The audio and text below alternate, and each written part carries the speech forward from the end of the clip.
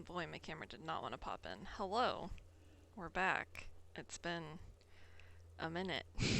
um, Goodness. Okay, so I didn't stream last week because I went on a little trip to see my best friend for her birthday. I thought we might try to do a little stream while I was there, but didn't end up happening, which is okay. I had a great time. No regrets, but it does mean it's been like fucking forever since I played anything, so we're gonna try to hop back in. We're gonna see how hard my laptop fights me. It was already very grumpy at me, and to reconnect everything, and shit wasn't working, and it was plugging things in the wrong place, so I'm off to a great start. And I'm so sleepy, so we'll see how much I yawn. We'll see how much my laptop fights. We'll see how it all goes. I feel like I say this every time, but it might be shorter, and then I end up playing for 4 hours anyway, so I don't know. We'll just kind of see how it goes. If anything sounds funky or looks funky, let me know. Because, like I said, I already had to fight it a little bit to get things working again. Hopefully it's all okay now, though. And hopefully for once, everything will just work and it'll be great. We'll fucking see. I also have to remember what the hell I was doing. I'd like to, when I end my stream, I'll, like, kind of set up for the next one with my little notifications and stuff, just, like, so I already know what I wanted to do. So I see when I started back up there we're gonna talk to Kuno, and I kind of remember what's up with that because I think we thought he's fucking with the traps that Lena's husband has set for the cryptid. I know we need to get back into the doomed commercial area because we need to see if that freezer has melted, and I need to find my dice seller and pay her for dice, which I was having a really hard time doing last time, as I recall, so that'll be fun. Oh, I'm extremely funky. Hello, Memphis. So I guess at least we're by Kuno, we can start with that. We'll see how that goes, and then, see what I can jog my memory about other than that. I've got a lot of notes, and I tried to look at my notes before I started, and I marked off some things that I hadn't crossed out, so we'll start there. We'll look through objectives to see, like, we've got a million fucking things. Oh yeah, see, like, we have to go look at a buoy. We have a whole buoy to look at. Gotta ask about Ruby. We learned about Ruby last time. Okay. See, we've got all kinds of things. All kinds of things. I think I already gave up on that one. And that's one that we can do just looking at the coast. Okay. Million things to do as always. But first we have to talk to the worst boy. Kuno saw you wield that can. Sweet graffito action, pig. Kuno likes that delinquent shit. Oh hell yeah, he likes my my graffiti, which I also really like. I forget what exactly it said, but maybe we'll go look at the wall again. Fuck yeah. Okay, Kuno liked my art. Jesus Christ. Yeah, you like art, Kuno. Papa's bad to the bone, Kuno. Rotten to the core. Thank you, Kuno. I really appreciate it. I'm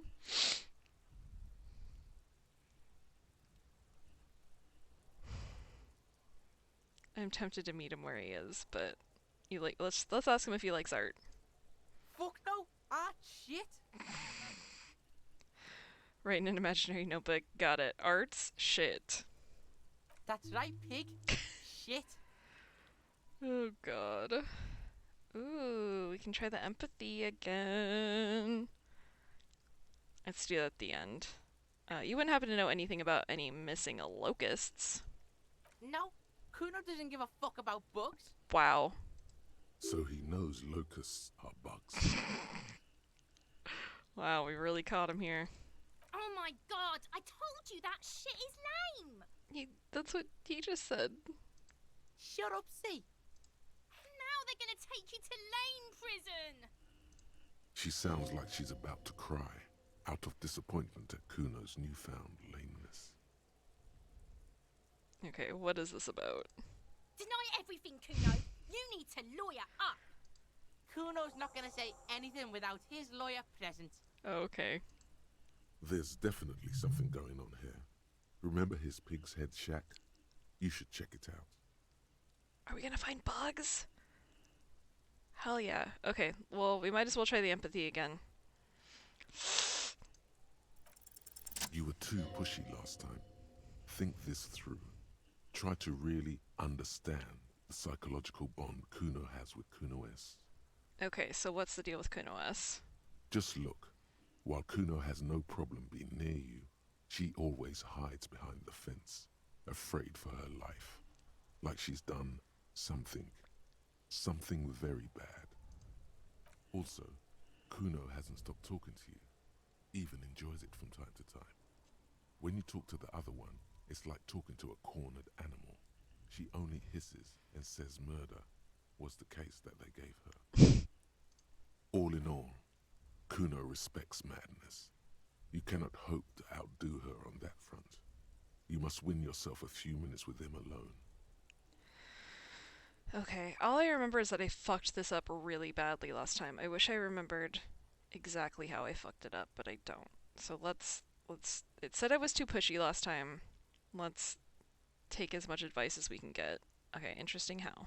Kuno S is by far the worst of the two. Kuno has no problem being near you, but the other hides behind the fence, Isn't this the same thing afraid you for just her told me? life, like she's done something very bad. Literally the same thing again. Also, Okay. Kuno hasn't. All in all, Kuno respects madness. You cannot hope to outdo her on that front. You must win yourself a few minutes with him alone. Alright, act on it, try to separate them. Kuno, psst. Fuck you whispering about? I love the way that... Look at this. Kim. Okay. He's whispering too. He's going to but watch what happens. Kim! Why are you here? Fuck you whispering about. She puts extra stress onto that word, expecting it will make you uncomfortable. It does. If Kuno wants to whisper, he's gonna fucking whisper, okay? Let's whisper, pig. He turns back to you and hunkers down. Why is this happening? This is it. You've got him. But be careful. You can still fuck this up. Okay, well, Don't make Kuno look bad in this. apparently I tried these, so that's kind of nice. Alright, what's up with her? She's terrifying, crazy, scary. Crazy? You don't know the half of it. She's not crazy. She's insane, dangerous. She's smoked a man. She's done people in, probably even pigs. Stop talking to him. Kuno, I'm fucking warning you. You're gonna get us into shit. She understands what you're trying to do. Yo, see? Did Kuno not tell ya? Kuno told ya.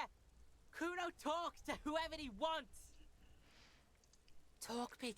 Kuno's got it under Excuse me, control. sorry. He hunches down again. You did it. They're separated. He's even turned his back to her, so she can't read his lips.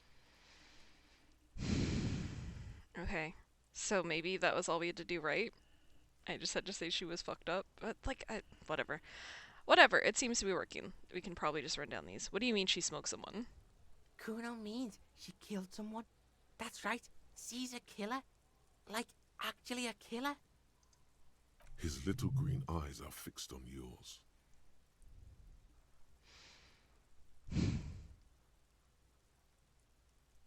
You serious about this killing business? Killing is serious shit. Kuno's always serious about the 488. 488. The criminal code doesn't go higher than 190. She's probably killed a pig too. I mean, I'm pretty sure she has. Alright, how many cops has she killed then? Forget Kuno said that. Kuno was just shitting. Kuno was just running his mouth. Kuno's stupid like that. He feels eyes on the back of his head and stops. A cop would be too large for her to overpower, but a determined child of her size can still kill the vulnerable, the elderly, the homeless, or other children. The creature peers at you both from over the fence. There is something searching in her eyes. Fear.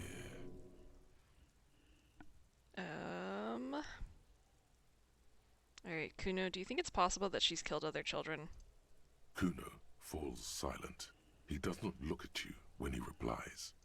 Kuno, that's it. That's what Kuno is starting to think, yeah. He usually looks you straight in the eye. A little something just crumbled there. You think she has anything to do with the dead man? Yeah, she would have liked to fuck him up, but she didn't. Kuno wasn't around, and C was with Kuno. Okay, where were you? Look, Kuno's gonna put you at ease. We didn't do it. Oh, cool. He speaks the truth, my liege. Oh boy, you know, it's definitely who I thought. Okay, you said she's insane? Yeah, she's psycho. None of that kiddie psycho, cat burning shit. She does the real deal. What's the real deal? Snuff radio shit. Believe me, pig, you don't want to know. And he doesn't even want to think about it. This isn't just another boast. Alright, what's that language she uses? And I am not saying either of those things. One, because I can't say it, and the other, because it's a fucking slur, basically. Fuck knows. She says it's the song of her people or some shit. What people? Crazy people. The fucking Nakis. I don't know. Sounds boreal, like something from the tundra and tiger-covered Cutler, Isola. Far, far away from here. As far as possible, really. Do they have red-haired people there? You mean evil little red-haired people like her? Yes, they do. The Suruese have that ginger gene. Alright, Kuno, could she be Cerise? Surois? Like that man from Helmdall shit? She could be. She could be that Helmdall shit. The kid lights up. Revelshot does have a small Suruese community, or she climbed into a yakberry crate and was shipped over accidentally. Alright, we got a skill point. I think I have a lot of things that I would technically like to put that into. We can probably wait till the end of this. 'Cause the problem is, like, I have thoughts I need to think probably still too. I'll hold off. Let's not worry about it. Is she your sister? Fuck no, she's not my sister. She's just a stray who got in. Like a mad dog or some shit. Stray? Yeah, she was just there. He points at the apartment building behind the fence. What was that, Kuno? The little one twists her neck looking at the building. She was in the hallway, dripping wet, by the fucking shoe rack, in the dark. Kuno flinches and lowers his voice even more. Alright, why was she dripping wet? Kuno's got no fucking idea. Her hair was all wet. I think she pissed on the floor too. She was there for 3 days, in the corner, every time Kuno went out. You said she got in? How? I don't know. Someone left the door open. Kuno comes home and she's sleeping under the desk, under the pile of clothes, like a dog. What about your parents? Kuno's dad doesn't give a shit. Doesn't even see her there, or thinks it's fucking Kuno. Shit's all on Kuno. Kuno, Kuno S, two of a kind. Oh, yeah, why is she called Kuno S then? 'Cause she fucking looks like Kuno. You don't know her name? No one knows her name. Kuno told you, this shit was Psycho Killer. How are you dealing with all of this? How's Kuno dealing? Kuno's dealing just fine. He doesn't need you fucking with any of it. C doesn't either. Kuno's got this shit under control. He spits through the gap in his front teeth. You need backup, I'm here for you. Listen, listen. C is Kuno's go-to. Kuno's protecting her. You fuck with C, you fuck with Kuno. You threaten her. You threaten to take her away. This is what it all comes down to. He needs you to take him seriously now. I'm going to kill you. I'll run when you put the cuffs on her, sneak up on you later, and fuck you up. You understand? The boy looks you in the eye. Black people's trying to focus. He may not be able to do it, but he will try. Right now, he believes he will. Alright, I can respect that. Fucking Kim. Oh. Alright, now we can do business.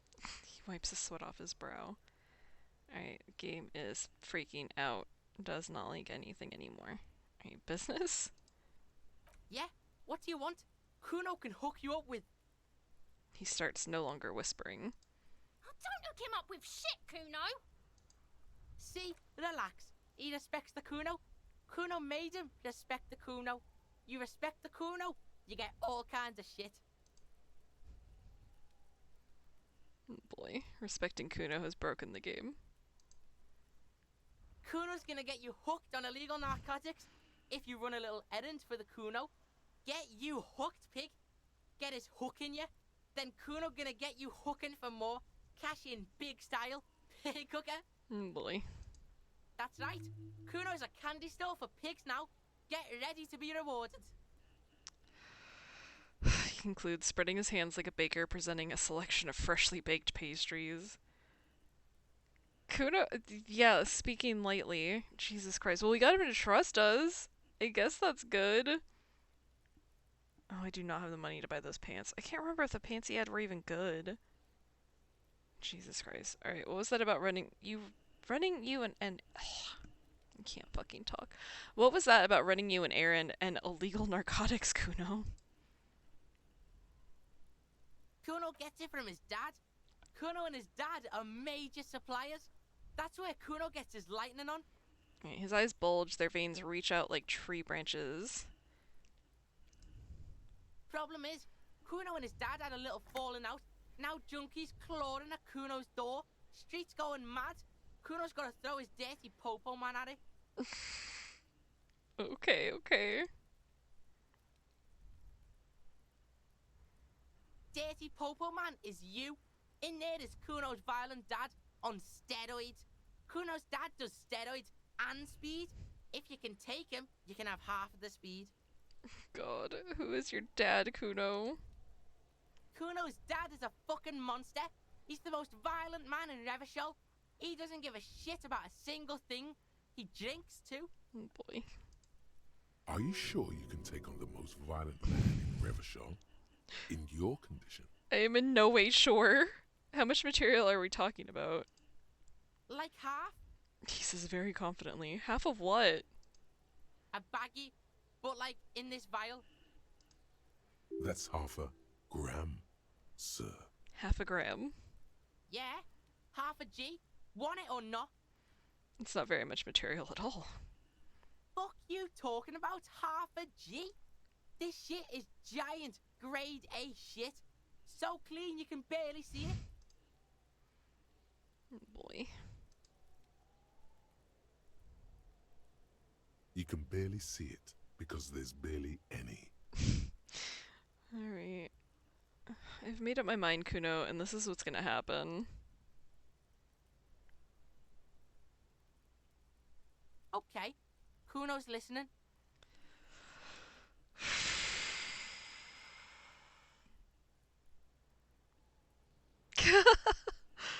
Alright, I'm going in there, all guns blazing to get that speed because I need it. I'm going in there, but not for the speed. I'm going after the most violent man in Revachol. I'm going in there for justice. I'm a narc, Kuno. I'm gonna confiscate that crap. And then the same thing again, except lying because you want the speed, and I'm not going in there. Oh, God. I mean, this sounds like a horrible idea no matter what. But let's, this is the most respectable one, and I think we're gonna get ourselves fucking murdered. Sure, whatever.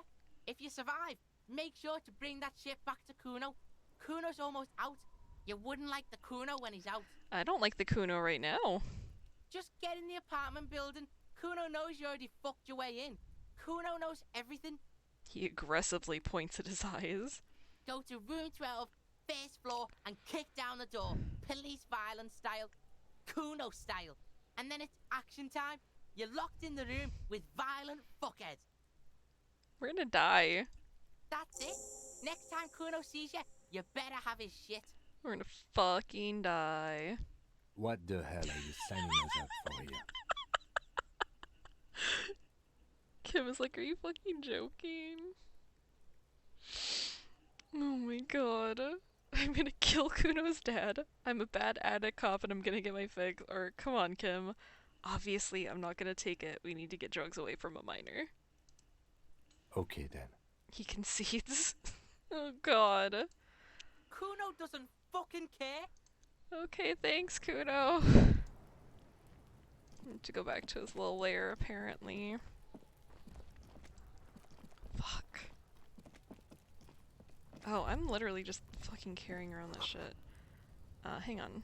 Let's take a breath.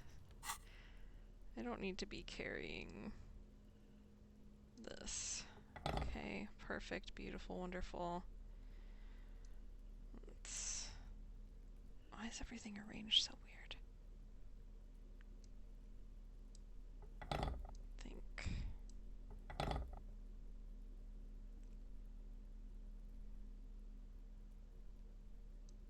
Think actually, there we go. That should be a good order of operations here. Okay, if we actually have to fight someone, we're gonna die. We're literally not gonna survive it. Jesus Christ. Alright, missing insects. Find out the real reason the trap was empty. Local kids might know. But it also said to go into his little room. I guess we can go back to, we have to go back to the village to talk to people about things anyway, so we'll go out to the coast again. Optional take us down. Okay. Oh god, who knows what secrets it will lead to. This is a horrible idea. Horrible, horrible, horrible idea. I guess we're adding it to the list. Kuno's dad. Apartment 12. Drugs and death is my note, because we're gonna fucking die. Whatever. We'll go, like, check it out at some point, and we'll save spam the fuck out of it, because I don't anticipate that going well.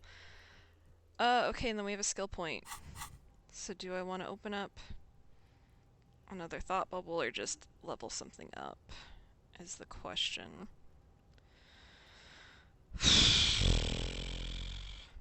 Oh yeah, I did want to do this one. Yeah, we'll just open up a... We'll open up a thought. We'll do the magnesium one. I don't remember why I wanted to do that one so badly, but I remember I wanted to do it.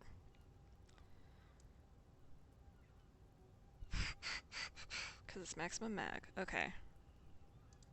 Do I still have a skill point, or is it just highlighted because I did have one? Okay, I don't think I do anymore. Okay. Well, it said to go into Kuno's little thing, and maybe that would have something about the bugs. So we'll try it.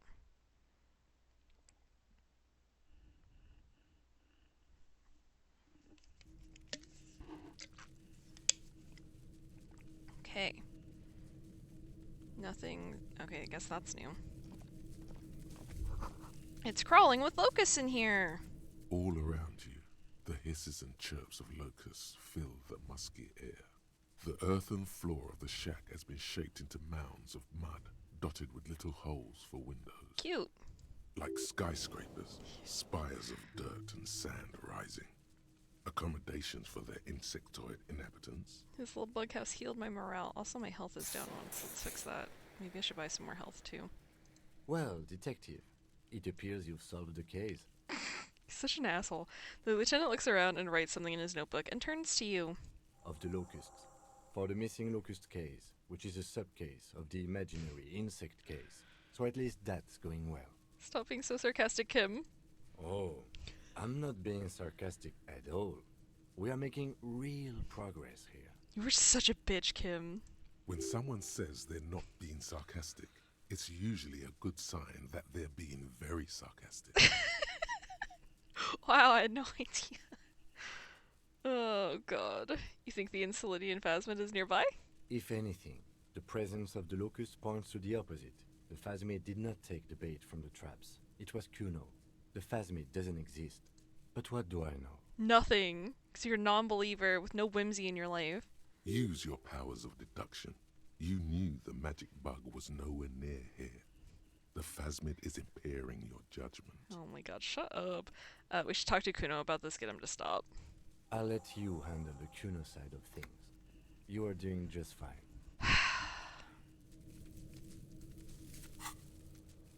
Okay.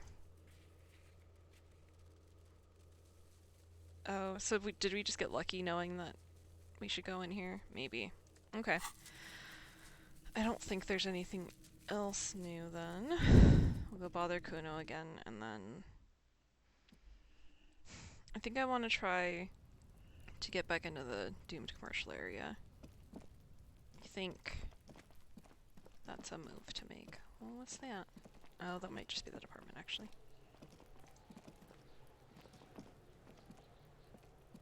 Hello. Fuck does Kuno care? I know you took the locust from the traps the cryptozoologist set up. Yeah. Kuno took the bugs. So what? He says, slowly meeting your gaze with sullen defiance. So it wasn't the phasmid. A wave of disappointment washes over you. You say you don't give a fuck about bugs, then you go and build a whole bug town. It's not Bugtown. It's the city of locusts. Locusts aren't just bug shit. They come out of the sky like a fucking shadow. Shit descends. Stop! She wails from behind the fence, then buries her face in her hands. You stop. It's like their fucking night. Locust City, Night City, City of Rage. There's a tug of war over the name of his fantastical city. It's almost too big for his imagination. I love that this little child, this horrible little child loving bugs, keeps fixing my morale. The girl forces herself to watch again, the corners of her eyes twitching from discomfort. City of Rage sounds like a cool place. Kuno, the pig wants to help you. Oh, that's how lame it is. Please just don't say you're... An artist. Maybe I am an artist. You hear that, everyone? I'm a fucking artist now. Hell yeah. Did he just say I? Kuno usually calls Kuno, Kuno. You should listen to your friend Kuno. Art's lame as hell. Yeah, let's do it. Hold on, did I hear you right? You said I. Kuno made Kuno. Kuno says whatever the fuck he wants. There are no rules here, pig. He steps closer. I fucking say I when I wanna, and Kuno when I wanna. Kuno's free. Kuno's free to fucking die, bitch. Yep. This is what he sometimes does when things get tense. Alright, making art is a worthy calling. I'm something of an artist myself. Oh my god, Kuno! He's gonna make you totally lame in, like, 3 seconds. Don't let him, Kuno. Yo, fuck you, see? Kuno can be what Kuno wants to be. Kuno's his own man. Kuno's free. He tears the buttons of his shirt, trying to rip them open. They don't give way. Kuno made himself into Kuno. Kuno can make himself into anything. Kuno can make himself into a pig if he wants. Kuno can make himself into a... Kuno doesn't give a shit. Yep. Don't make yourself into a pig, Kuno. You'll have to take me away. A leaden silence fills the yard. In it, you hear snow melting, dripping from the eaves. Someone closing a window. So that's what this is about. I'm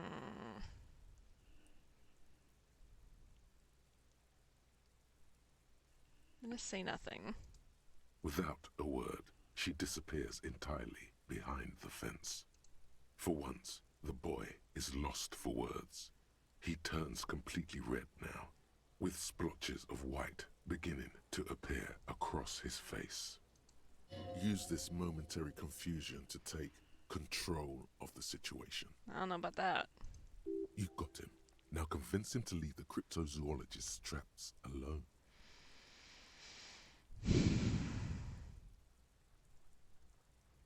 I wonder if I can do both of these or not.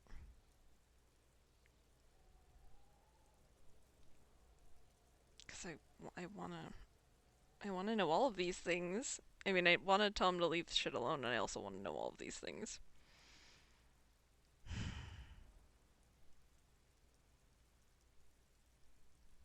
Alright, let's I need you to stop taking the locusts from the traps. The cryptozoologists are trying to find something very important. Those locusts are bait.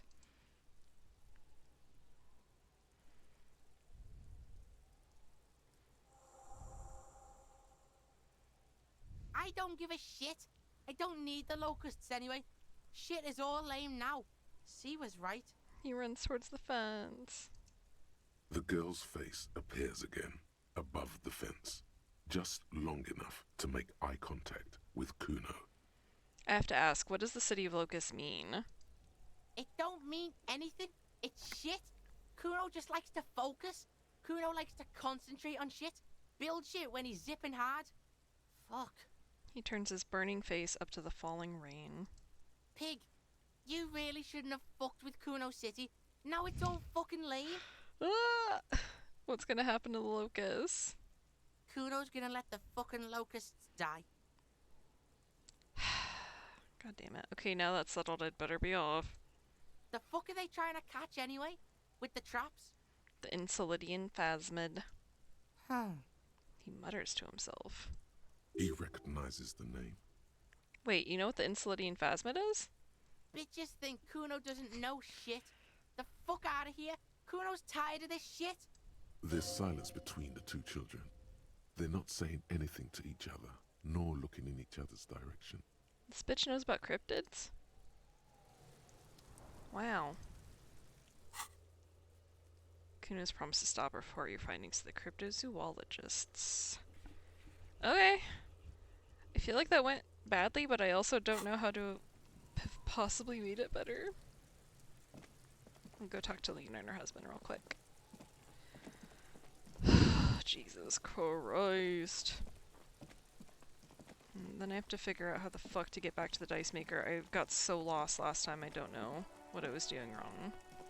So we'll see if I can figure it out or not.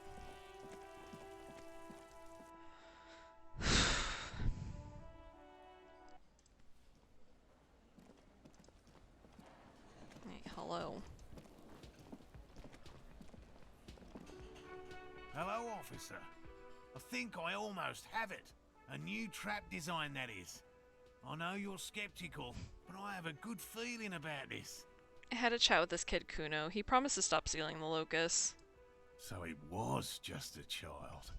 He purses his lips, crestfallen. Thank you for telling us, sweetie. This is good news, right? It means we can try again. She turns to smile gently up at her husband. Something is secretly gnawing at her confidence. It's not this Kuno kid, or the missing locusts. It's something else. Yeah, you're right. We just need to restock the empty trap. Then we'll need to inspect the traps one more time. And then maybe we can. The aging cryptozoologist breaks into a hideous coughing fit. He has a 38-degree fever. His resilience has given way. Darling, I told you to take it easy. You're getting sick. Maybe it's time to go home. She looks at him with tender concern. You're right, you're right. We can come back next season, when it's warmer. Hmm. Okay. Yeah, I already know what we're gonna do here. Man, I'm really feeling this is costing me time on my main investigation. Fuck that, who fucking cares? So, we're gonna go straight to the bottom. We've come too far to quit. I'm gonna restock the trap. Let's do this. Well, actually, should we let him rest? Is this gonna mean he doesn't rest?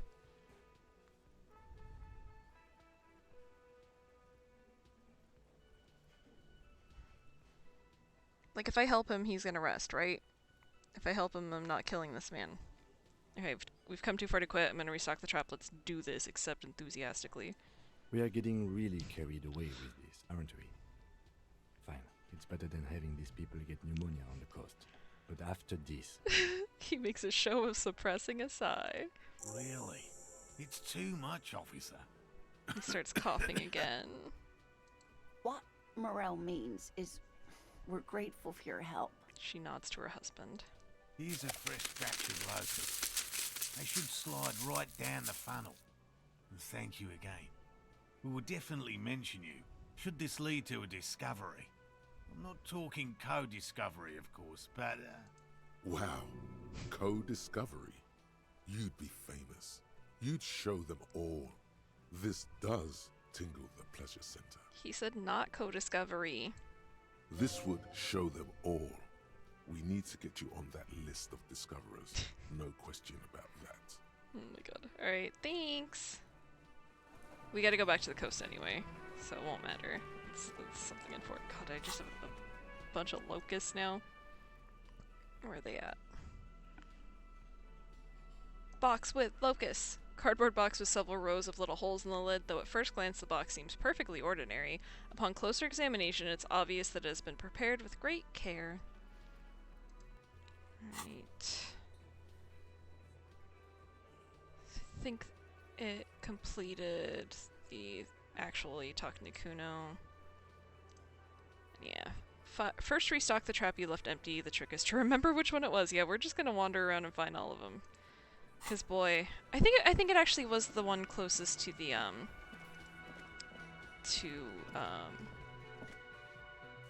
the bridge words.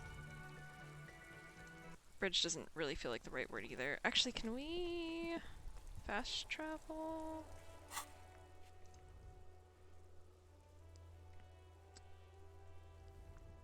Words are hard. Words are so hard. Okay, let's see where that puts us. Okay, a little farther in than we want to be, but actually we need to talk to people, so we'll talk to people on our way back to the front there. Our tenant, the policeman. I hope the waves don't keep you up at night. What can I help you with? Have you seen a red-haired woman named Ruby around the coast? Nay, I haven't seen anyone lately. Okay, but do you know who I'm talking about? This is my little cinder block town. I know what goes on around here. She's being evasive. She knows something. There was a murder in Martinez.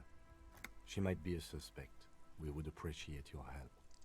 Would you now? I know how this world works, and it doesn't work when people tell on each other.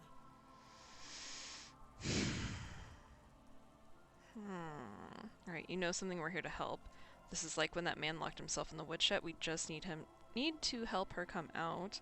This isn't about the Union, you know. You don't have to worry about retaliation. Let's try this one. No, it's not like that, man. With him we called you. Right now, you just arrived by yourself, like a raven plucking at the window glass. Enough of this. She better start talking right now.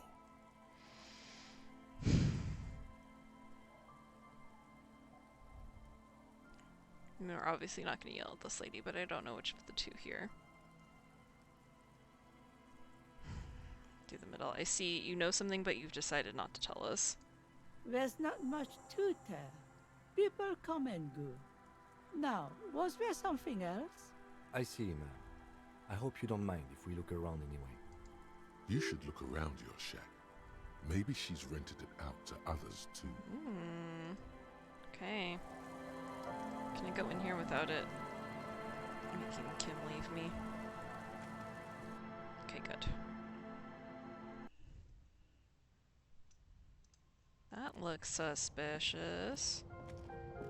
As you look at the floorboards in this corner of the shack, it's clear one of them isn't quite level with the others.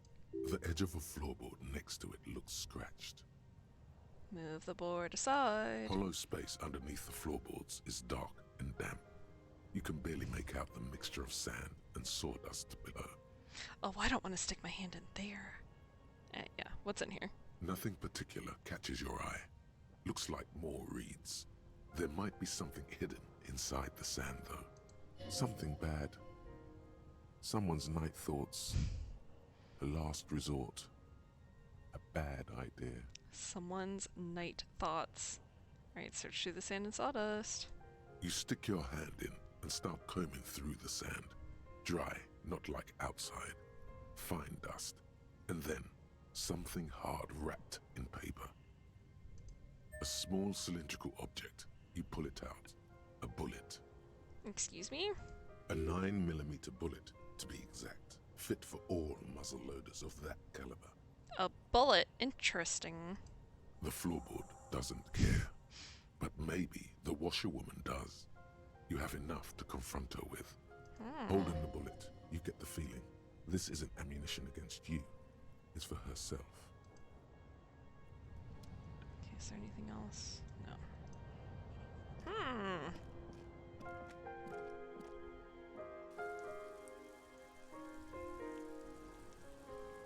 Hey, Kim. Oh, we found a nice little place to hide. Yes? Nothing. Sorry. Hello, ma'am. I found a bullet. Our tenant, the policeman.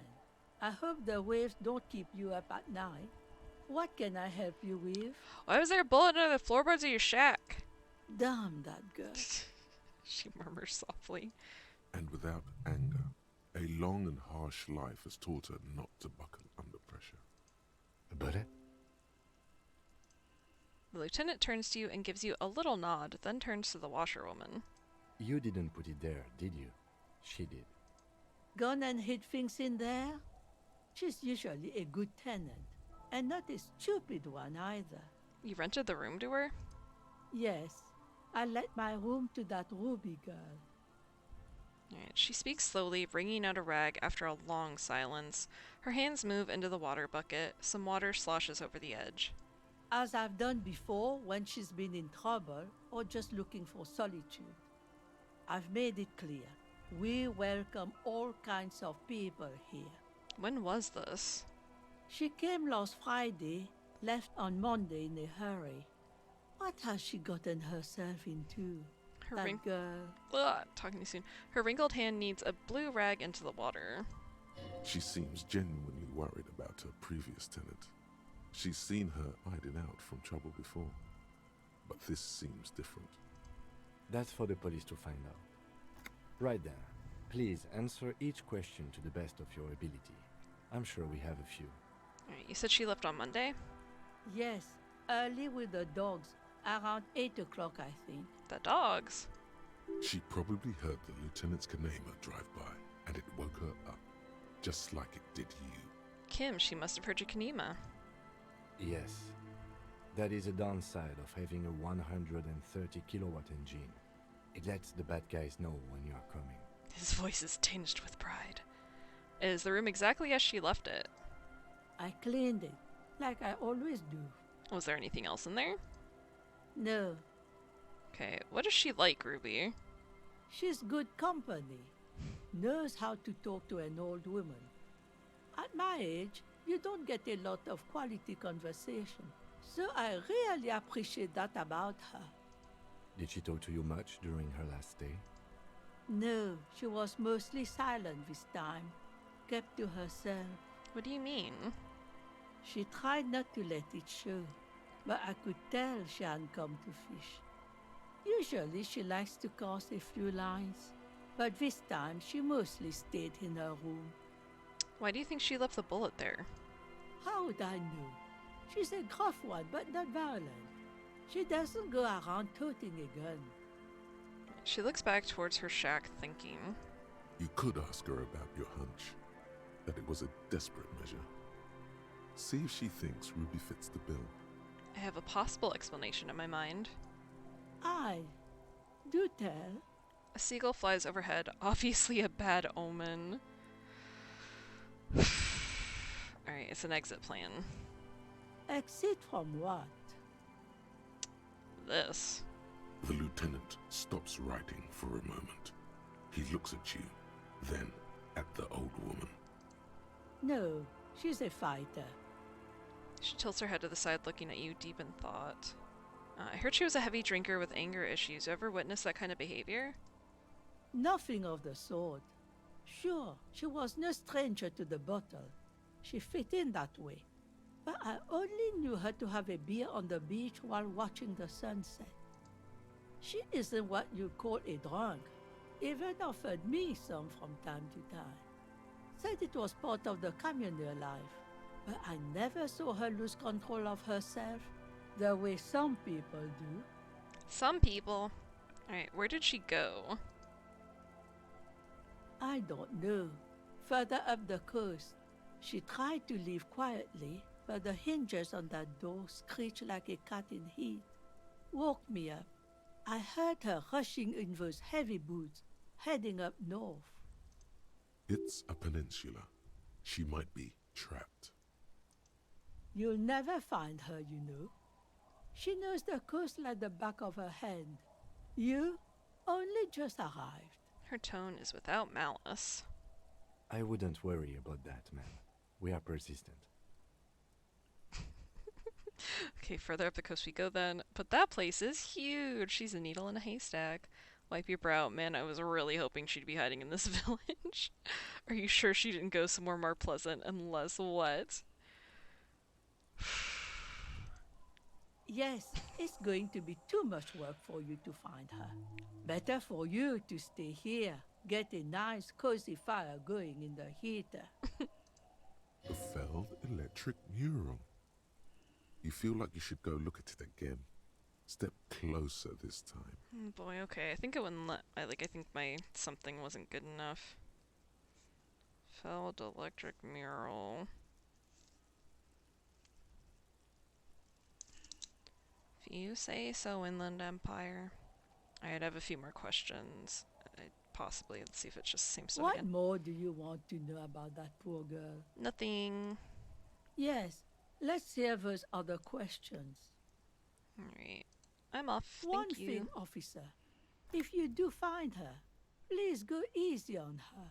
She looks around. The air is getting colder. She really means it. It's an honest plea. She's a good girl. Whatever she's gotten herself mixed up in. Okay. Time to save.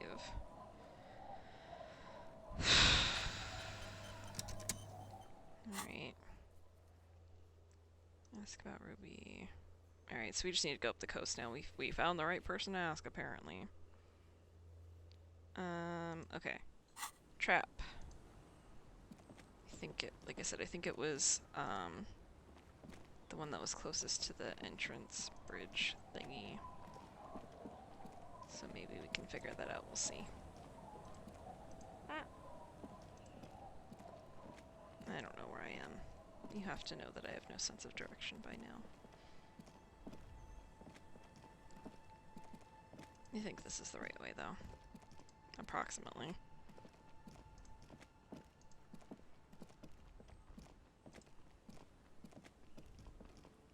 This one?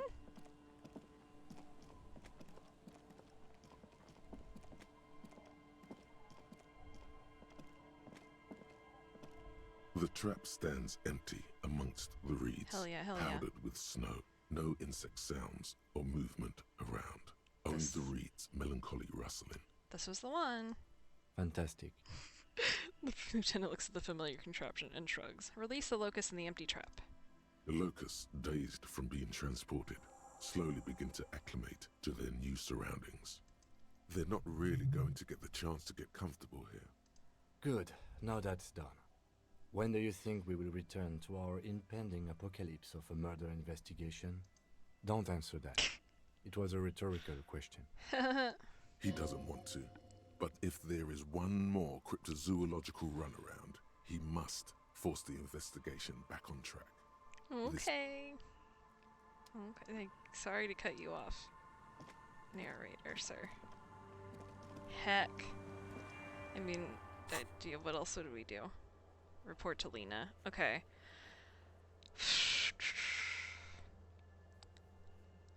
Yeah, let's just do that. Let's just go back to Lena real quick. I don't know why it won't let me fast travel. Actually, let's go to that mural. If I can figure out exactly where it is. Which, once again, I must stress, no sense of direction.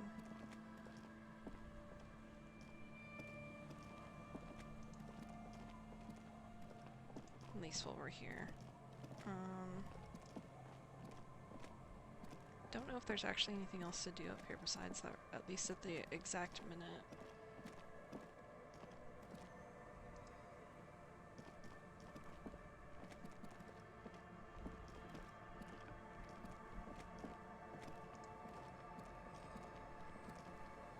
I think I really need to get back into the commercial area. So we have a bunch of things to do in there, or at least to check on. I really need to figure out how to get to the dice maker. I don't know why I can't figure that out. I will fucking Google it if I have to this time, because I don't know why I couldn't figure it out when I tried. But it's important. I gotta pay my local artist for their hard work. Who are you? That's not the dad. Do I just not remember this person? Oh, that's the politician, isn't it? Oh, is this really gonna walk me all the way around to him? Because I was supposed to find him too. I don't know if I want to do that whole thing, but yeah, let's just let it take us there, and then I think this is the mural it wants me to look at.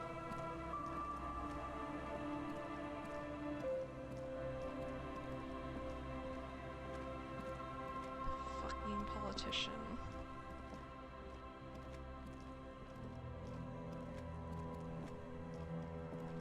I sure wish I knew how to run on purpose. I've only ever done it on accident. I never remember to figure it out. Oh, get a little stuck there, buddy.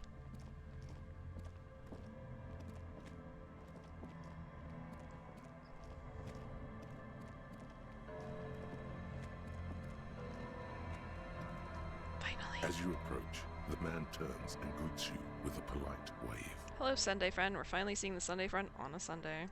He appears completely at ease, like a common holiday maker. Ah, super. It's the officer.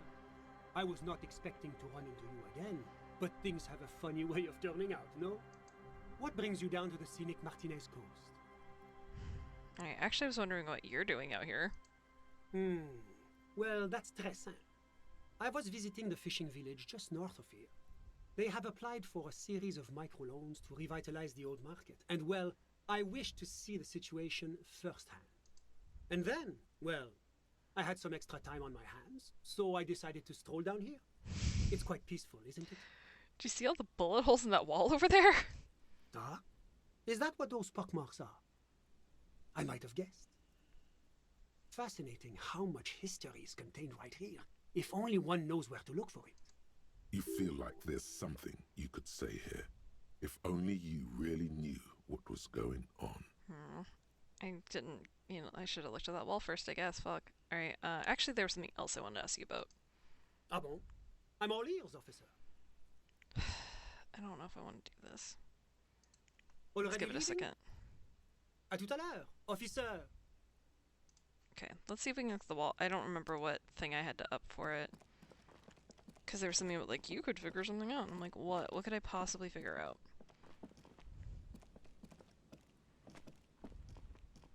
A scattering of bullet holes is spread across the cracked wall, reaching from one corner to the other. Alright, I can't do anything with that. Kinda don't want to talk to that guy. Is that terrible? I don't really want to do the thing with him.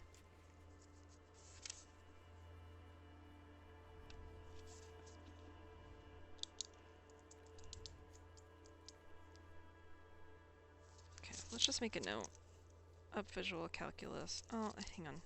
My notes are such a mess. Over here, visual calculus.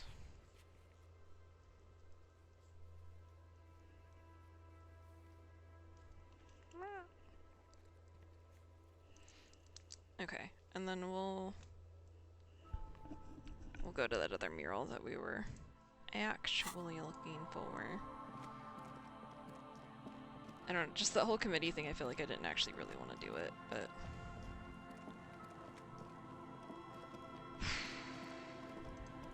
It's funny to, like, not pursue a path, because I've, to my detriment multiple times, followed a path, but I am starting to worry that I'm wasting time on things that I'm not that interested in, so... But you always come back to it.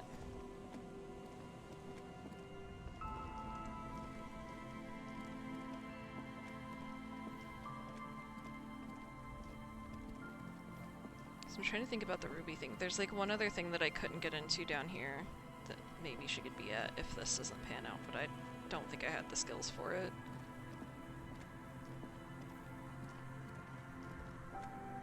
You see a once bright mural towering above you.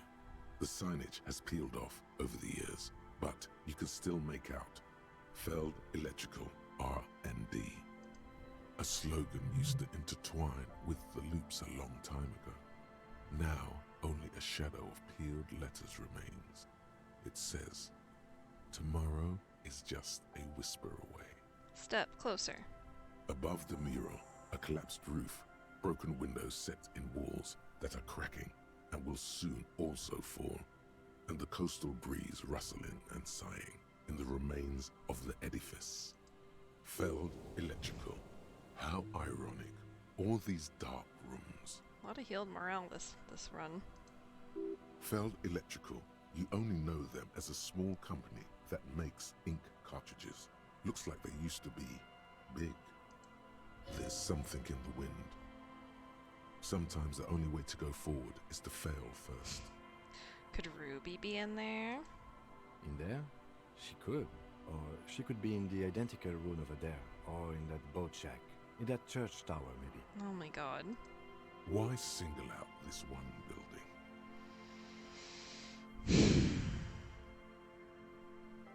I feel like there's got to be something we can up our shivers with. It might be wise to do that before we try this. I'm certain I have a clothing item. And that's not something I'm likely to up at this point either. Alright, let's leave. Let's change our clothes real quick, see if we can boost our stats. And we'll save. We'll do it all. Alright, clothes. What makes shivers better? Something here does.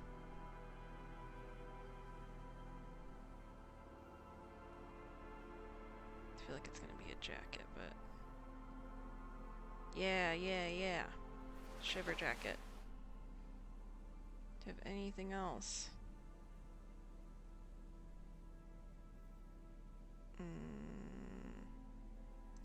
Fuck it.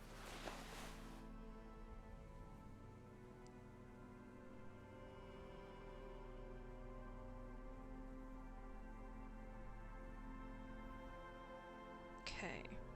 Is anything taking away shivers? Doesn't look like it. Alright. What's the notebook want from me? Looking for Ruby brought you to a mural that you somehow think is important and expect it thoroughly. Okay, we're gonna save. We're gonna try it. And if it fails, then I think I just have to make that my next upgrade, even though I don't. The once bright mural towers above you, saying, Feld Electrical R&D. Tomorrow is just, even though you're sure you succeeded, all is quiet. There is no cold hand brushing against your forehead, no rustle in the reeds. The wind has died down. The ruin in front of you is silent as a tomb. What was I even attempting to do here? Trying to talk to the wind. The city, whatever you thought would happen, did not. And now you're just standing there with your hands fallen to your side. I like that was a successful roll. Is trying to talk to the city something you've done before? Is it in your secret repertoire? A trick for when you're out of ideas? Alright, turn to the lieutenant. She could be anywhere. How do we find her? How do we? I was really hoping she'd be in the village. Okay. The lieutenant sighs, then gets a hold of himself. She's probably north of the village, and this place is a peninsula. We already scanned most of the outdoor areas on our wild cryptid hunt, so we have an understanding of the geography, at least. Hell yeah. Totally not useless. And then there's the church. We've already searched that and can rule it out. I know it doesn't feel like progress, but exclusion is a step too. Anyway, we do it the old-fashioned way, sector by sector. Go over the whole peninsula, ask the locals, enter the places where we can enter first, like we did in the village. Okay, and if that fails, if we don't find her?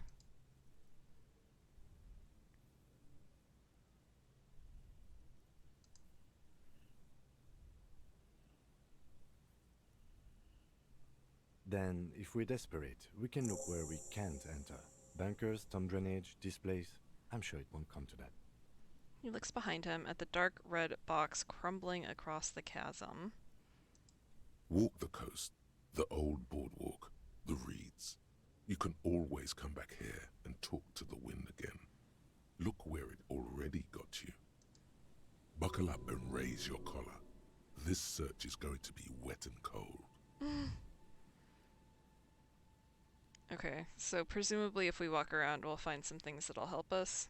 So maybe it's good not to try that immediately again. I'll make a note though. Let's put it here.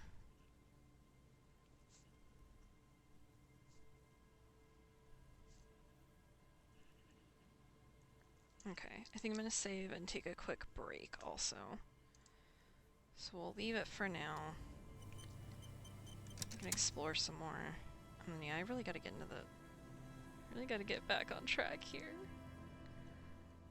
Alright, return to the mural, consult. Other than that, keep searching the coast. Maybe it would be worth trying it again then.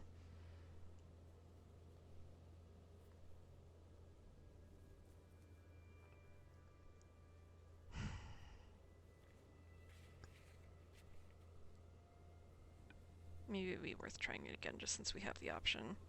And you can always up the skill. Alright, either way we're gonna take a quick break. And like I literally can up the skill right now if that's what I want to do. Okay. Break. Break time. Time for break. Okay, see you in a second.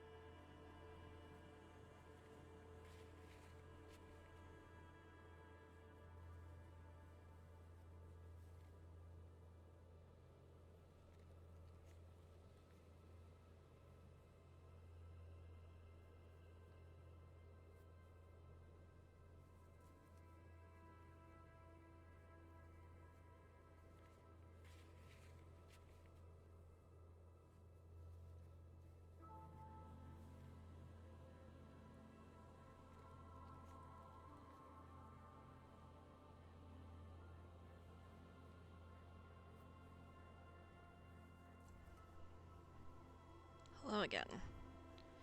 Okay, let's do this dice roll real quick. The once bright mural towers above you.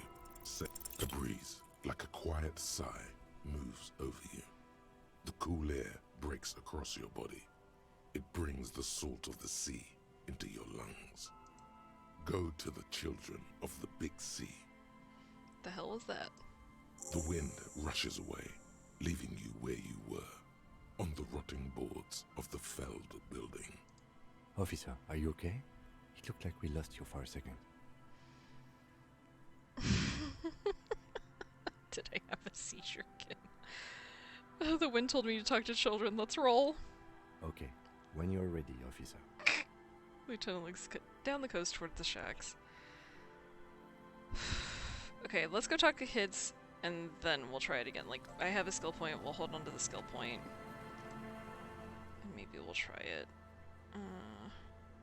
Work with the children of the big sea. Wind spoke to you, the felled mural. Children of the sea know something that will assist you in finding Ruby, but who are the children? What do they know? Alright, I'm gonna leave the skill point alone. We'll do that real quick. Oh, I can't ever just focus on one task. Whatever task I pick is not— oh wait, could we talk to that kid? Can we talk to this little child? He probably doesn't actually know anything. JK. We'll bother him when we come back if we don't get anything out of the other kids.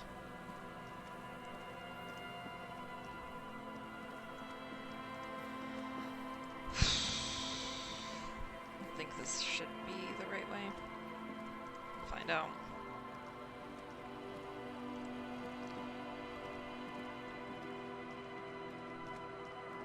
Yeah, this looks right.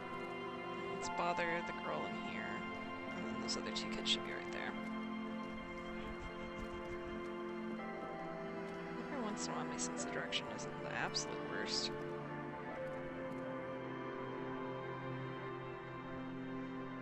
Hello. Hello, mister. I'm talking to the children to learn from them. Has anything strange happened here lately? Like what? She sits her doll on her lap, its ragged limbs reach out towards you, as if longing for a cuddle. Anything, maybe something you saw or heard that was weird? Yes. The twins got in trouble for saying bad words. Alright, what's wrong with bad words? I love bad words. No! Don't say bad words. Promise? I'll keep an eye on him, don't worry. Lieutenant cuts in faster than you can reply. Is that it? Yes. Yeah. Oh, she yawns and leans back into the cushions. Alright, anyway, I'll talk to your brothers about bad words. Thanks for the tip. You're welcome. Do you know anyone named Ruby? Ruby. Ruby. Suddenly the girl gets all serious and leans in as if she's about to tell you a secret. My mom tells me I'm a big girl, but she doesn't know that I can't say Earl. Or like, sometimes I can, but then Uller. Kids. Lieutenant shakes his head. Okay, cool. Goodbye. Bye. Girl's large, curious eyes remain fixed on you. Adorable. Is that the phasmid? It looks like the phasmid, leaning against the wall. What? Do I actually see anything? Don't.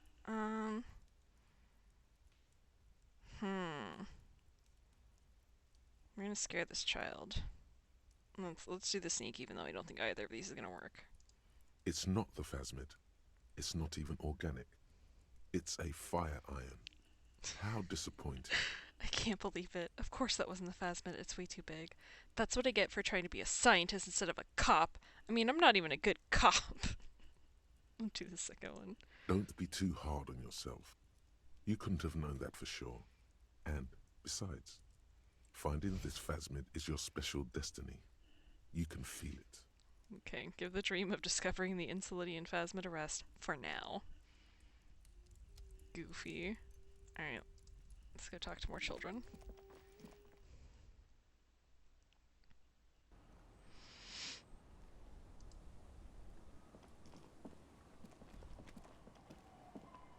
The scruffy-haired little boy kicks a stone while the other watches him do it. Okay. Hey boys, your sister told me you got in trouble for saying bad words. Yeah, we had bad words and said them and got in trouble. Adorable. Bad words. Bad words. Bad words are bad, don't say them. It's the first step of a life of crime. It was just, okay, what happened? We just heard funny voices. The boy shrugs his jacket, whispers as his shoulders move. We thought the voices were funny. We said what they said, and then we got in trouble. Where did you hear them? Did you overhear someone say them? Was it on the radio? Radio? What's that?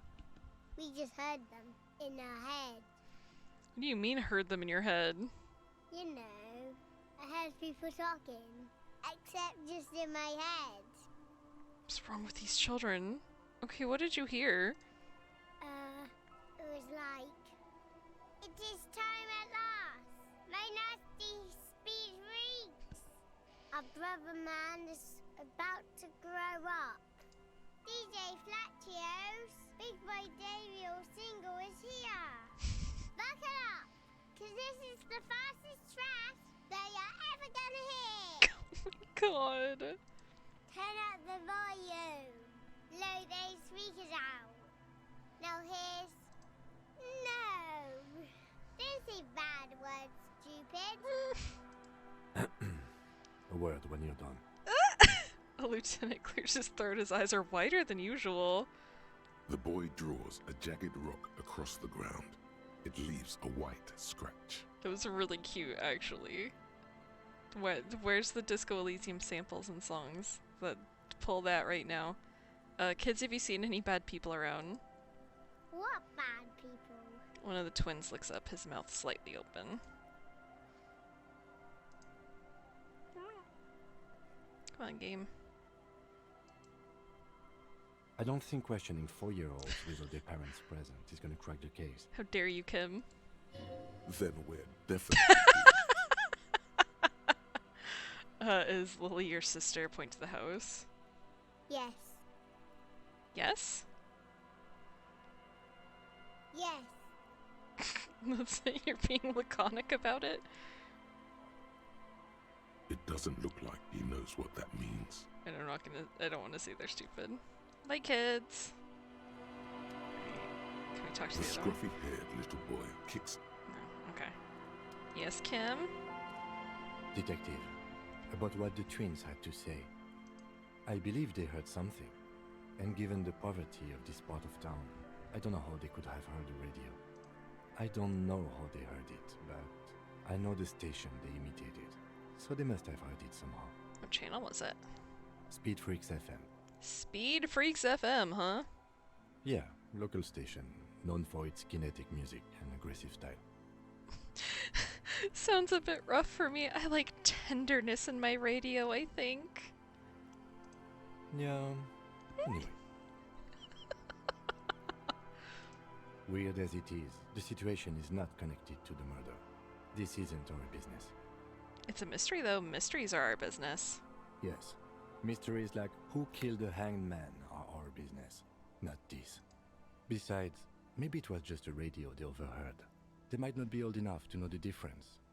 How would they have heard the voices? Maybe it has something to do with the mass call-in radio game?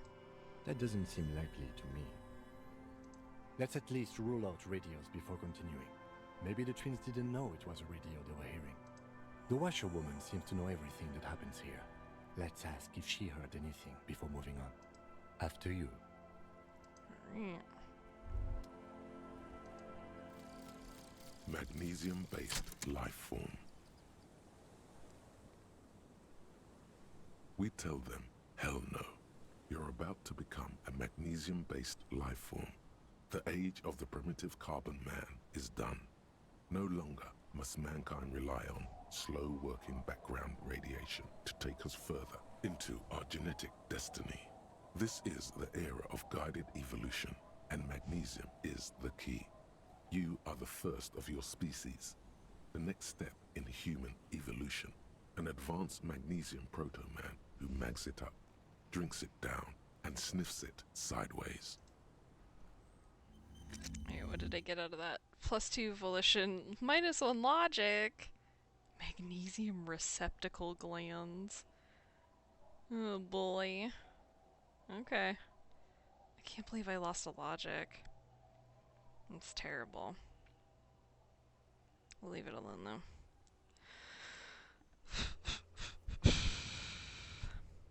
Alright, ask the washerwoman. Also, I might want to change my my clothes back to... It's probably fine, honestly. At least for now.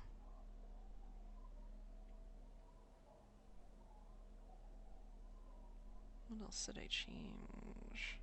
Oh yeah, I don't want to wear that actually. I don't want to wear my horrific necktie either. Where was the... Yeah. Okay, perfect. I'll leave the jacket alone for the minute, but... Okay. Old woman.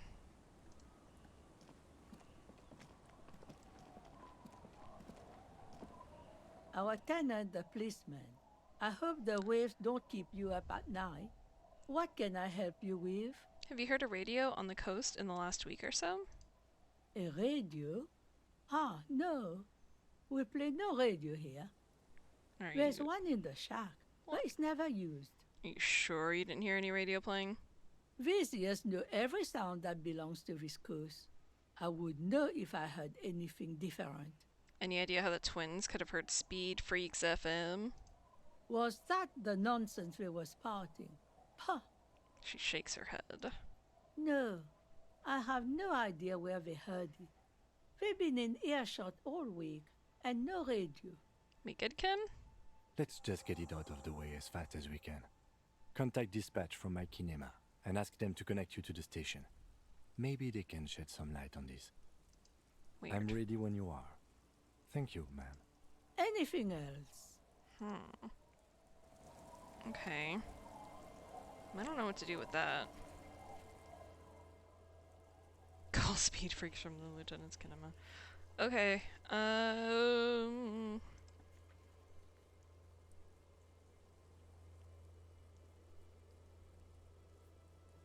Ask a girl on a date? You want me to ask that girl on a date? Did I even find a good place to take her on a date? Was that like an actual thing on here? I kind of feel like it was. Okay. Let's look through these real quick. Because I feel like I don't know a place to take her yet.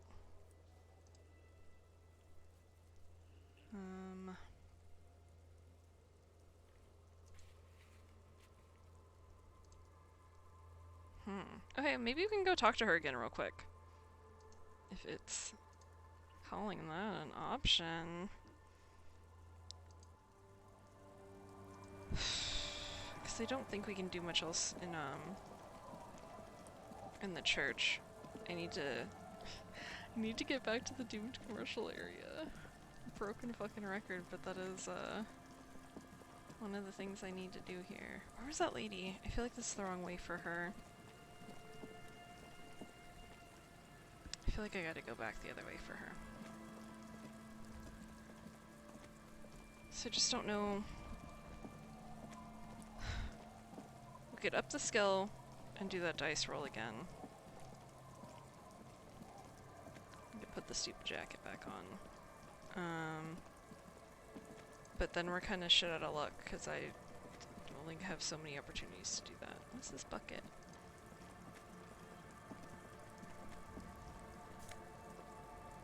Hell yeah, hell yeah. Okay, hi ma'am. Can I ask you on a date? The waves are beginning to die down. Look at those little bastards. Simmer down. Simmer down, bastards. Why does she care about the waves so much? Yeah, what is it with you and those waves? What is it with waves and fishermen? We need to be out there with them, fishing, making a living. So I asked them to accommodate me. But until that happens, I can try to assist you the best I can. So, what will it be, officer? Oh god. Kim's presence makes it awkward. Okay, we can come back to her. I don't know where. I feel like there was something about like find a place to take her, and I don't know how literal that was.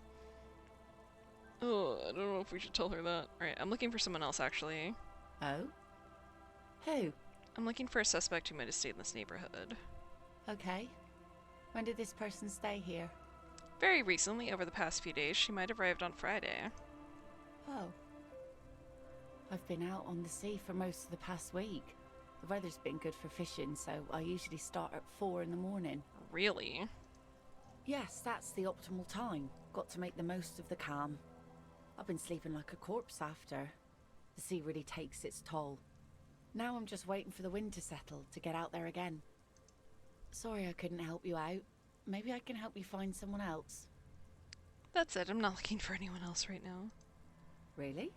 Are you sure you're not also looking for Nadia Harnoncourt? Or Ignis Nielsen? Or the great lost city of Ace under the waves? I'm looking for a lot of stuff, ain't I? A lot of stuff. Oh god, I guess so. It doesn't feel like a lot to me. I could be doing more. Maybe there's someone missing from your life. Oh. There's plenty missing. But that's too much for even an eager terrier like you to handle. Although you seem very thorough. Tell me, instead, is there something else I can help you with?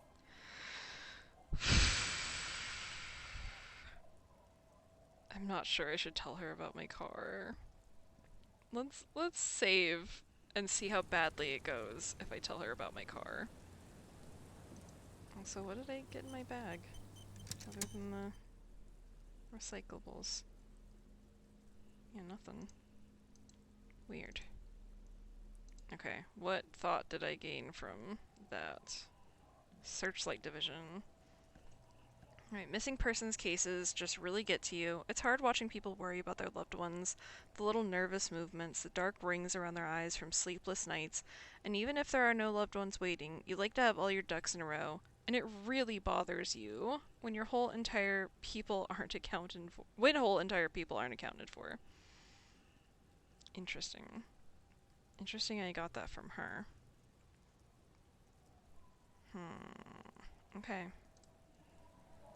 Not enough time in the world for every thought. Alright, I think I already saved, but I can't fucking remember. Alright, let's see how badly this goes. The waves are beginning to die down. Look at those little bastards. Right. Blah blah blah. That's my motor carriage in the sea, by the way. Oh. That's good to know, I guess. Why is it in the sea? Okay, it's an installation, very conceptual. I wasn't feeling it. It was an accident, I'm sorry. I got drunk and apparently drove it in the sea. An official investigation has been launched by me to determine just that, ma'am. I mean, if we're being honest, we might as well just be fucking honest. This calls for a funeral, if you ask me. Okay, you're suggesting we honor the carcass of my former motor carriage? No, that's senseless sentimentality. Inanimate objects don't have souls. And who cares? Yeah, let's do this. Aye. Feels deserved, don't you think? Falling in the line of duty like that and all? Okay, what an odd thought. Maybe I should. Why odd? Our things are a part of our life world. They're made with our human sweat and they share human history. We should care about them as we care about humans. To some extent, at least. Life world. Someone's been reading up on last century Gottwaldian philosophers. Play it cool now. Okay, alright, I'm in, but organizing a funeral takes a lot of time and effort, doesn't it? Oh yeah? You won't even be able to get it out of the water before early June. And where are you going to bury it? Who to invite? What music to play at the wake? Take it from someone who's been through a few funerals. It's easiest to just leave them there and let nature take care of it. Jesus Christ. That's all we have time for right now anyway. Come back here in June and see how you feel about it then. It's not like it's going anywhere. It's a pity we don't get to do more frivolous side activities like rejuvenate the Doom commercial area or... And let's focus on the things we can actually do, alright?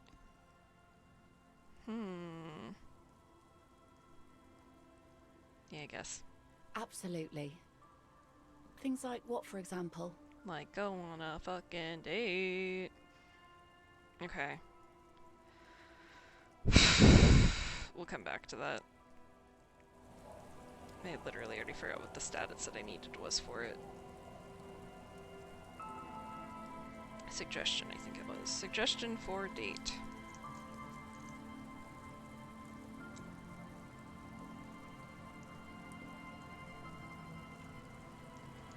Okay. So we need to ditch Kim. Up our suggestion.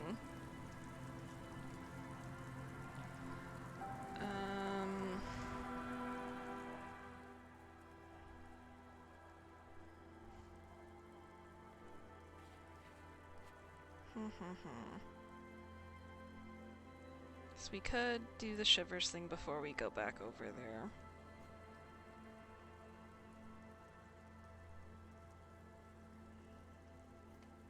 I want to do too many things as per usual. Oh yeah, we didn't even do...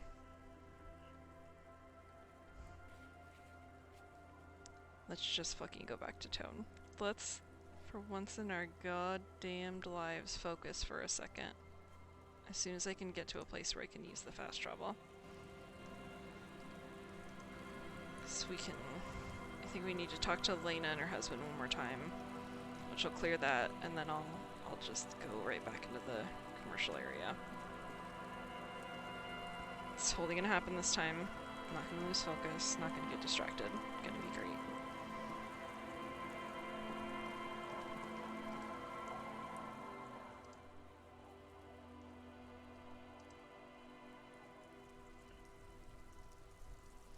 Okay, Lena, one more time. Oh, the fucking radio! God damn it! I'm immediately distracted.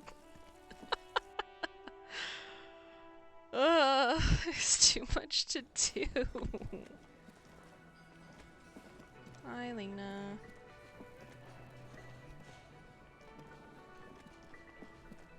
Hello, dear. It's good to see a familiar face. You restocked the empty trap. Where's Moral? Thank you for doing that, dear. She manages a smile for you. Her smile is wary. Earlier, the bullions has left her. Morel still isn't feeling well. I convinced him to stay at Gary's to get some rest. I'm afraid the cold has really gotten to him. Only the hardcore players left, huh? Probably for the best, awfully cold out in those reeds. He gives up and I'm running around? This one sounds fun. Yes. Field work is a young person's game, as they say. Her voice is shaky. What is going on here? So, who's gonna check the traps? Morel will eventually, or we'll talk Gary into going back out, perhaps. The lieutenant stares at his shoe, caked in mud. He doesn't say anything.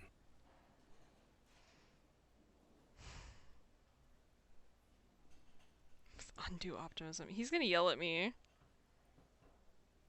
We'll take care of it. That really is too much, sweetie. Thank you for your dedication, but I can see you're coming down with a cough yourself. Very strange. Why is she not letting you do this? It's like she's given up. Lena, what's wrong? You seem different. Different? How? The half moons of her glasses reflect you as she looks up at you. You're not telling me the whole story. I'm not. It's not that. She doesn't know how to end this sentence. What is it? It's a strange feeling. I haven't really told this to anyone, but you are a police officer. And when a police officer asks, you must answer. Do you ever wonder if some lovely story from your childhood is just that?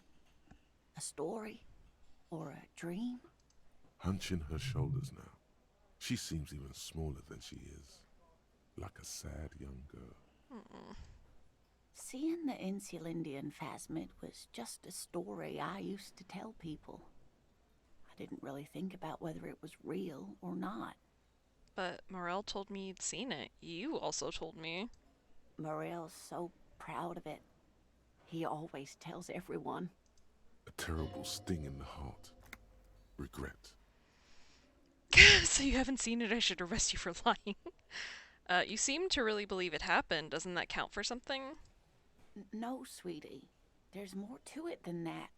Morel was so eager to believe my story was evidence of the Phasmid's existence that I'm some queen of the cryptozoologists. That, and for years his belief made me believe too. That I am a queen? An extraordinary witness to grace. But now, we're both getting old and he's still working himself sick out in those reeds looking for it. But what if I was just wrong? I think I was. The lieutenant opens his notebook, but doesn't write anything. He's hiding. These things are tough on him. Matters of love, not violence or deceit.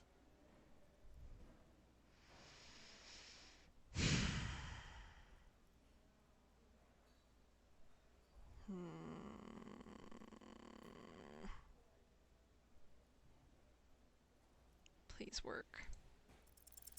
But it has, hasn't it?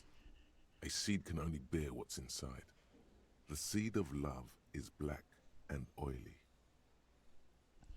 No.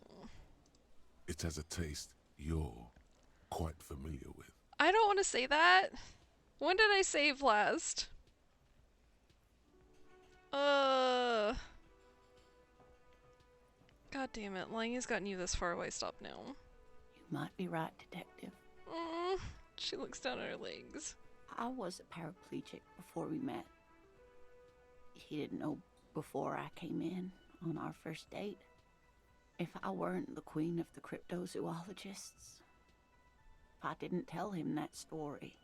She has to swallow to relax her throat. It's keeping her from talking. Wow, love is hard. He'd still be into you. That's not how these things work. Maybe. But then why do I not dare tell him? I've wasted enough of your time with this drama. I really must stop talking about it lest I start crying and waste more of your time. What you have to know is the Insulindian Phasmid probably does not exist. Let us fools chase our ghosts. There are a million better things to do with your life. Are there? Some of the other things are pretty bad. Alright, to hell with this. I still believe you saw the Phasmid. A true believer. Sometimes I still see it too. The real memory of it. How it was there. Not the memory of the memory, but it's so hard to tell the two apart. Rising, unfolding from the reeds on a hot summer's day, like a benevolent god. Either way, I should go. Poor Morel is running a fever, and I need to get him home to Jamrock before we overstay our welcome with Gary. You do that. I'll check the traps one more time. Really? Oh, sweetie. Please don't get stuck on a dream. Take it from me and Morel. No one can stop you from finding the Phasmid. Are you sure you don't need help getting to Gary's? Oh no, thank you, but I can get there on my own. This old thing is gas-powered. No, it's not. Oh, maybe And it then is. a taxi home. It's not so bad. Can I have your address just in case there's news? Okay, it's 1113 Tabernacle Road. Jamrock, but You probably don't need to write that down, but I'm fucking writing it down. There's been a few weird things where remembering them actually mattered, so I'm doing it.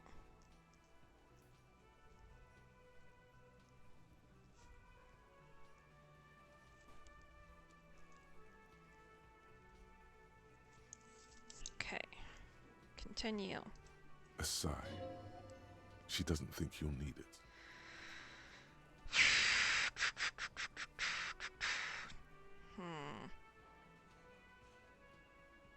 It's been a pleasure, ma'am.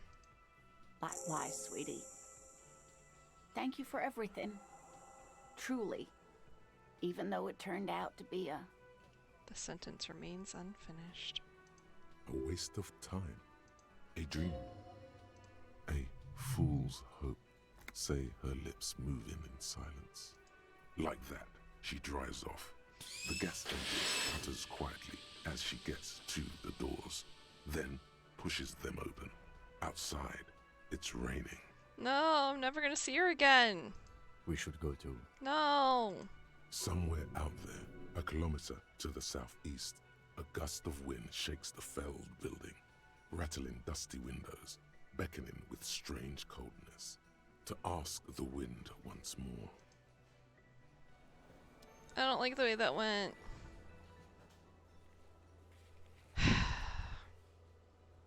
God damn it. I mean, we can probably look at the traps again, but I doubt anything's gonna happen. We'll make sure we look at them just to see, but I hate that. I hate it. I guess just go to the commercial area. Lena.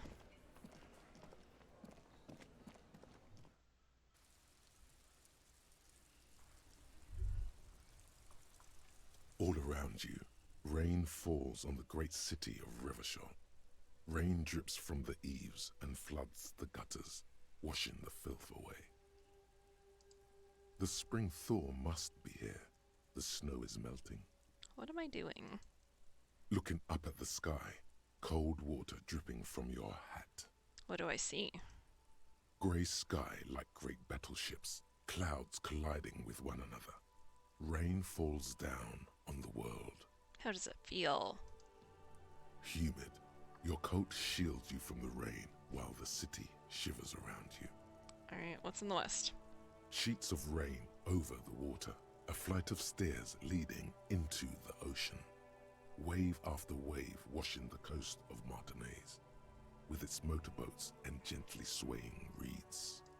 The ruins of a half-sunken sea fort crumble on an inlet beyond the Bay of Revachol. Ghosts rise into the sky. Who are you, ghosts? The skyscrapers of La Delta, the financial district. Faint golden light seeps from the office windows. Will you ever go there? Will I? No, you are just one of the hundreds of thousands who watch them rise across the bay from Martinaise every day. What is down the shore? Urban coastline, rain dripping off Eternite-covered roofs, cinder blocks left over from half-finished construction, a defunct research and development building, once seized by revolutionaries. An old wooden church stands on stilts above the water. And beyond that? Coal City, end of all lines. Run your fingers through your dampened hair. Your hair is an oily mess flecked with ash from neighboring coal plants. Smokestacks rise somewhere in the distance. Hey, what's the east? The great gates of the industrial harbor are locked. A chill runs down your back. You shudder like an animal trying to shake water from its hide. Shake your shoulders again.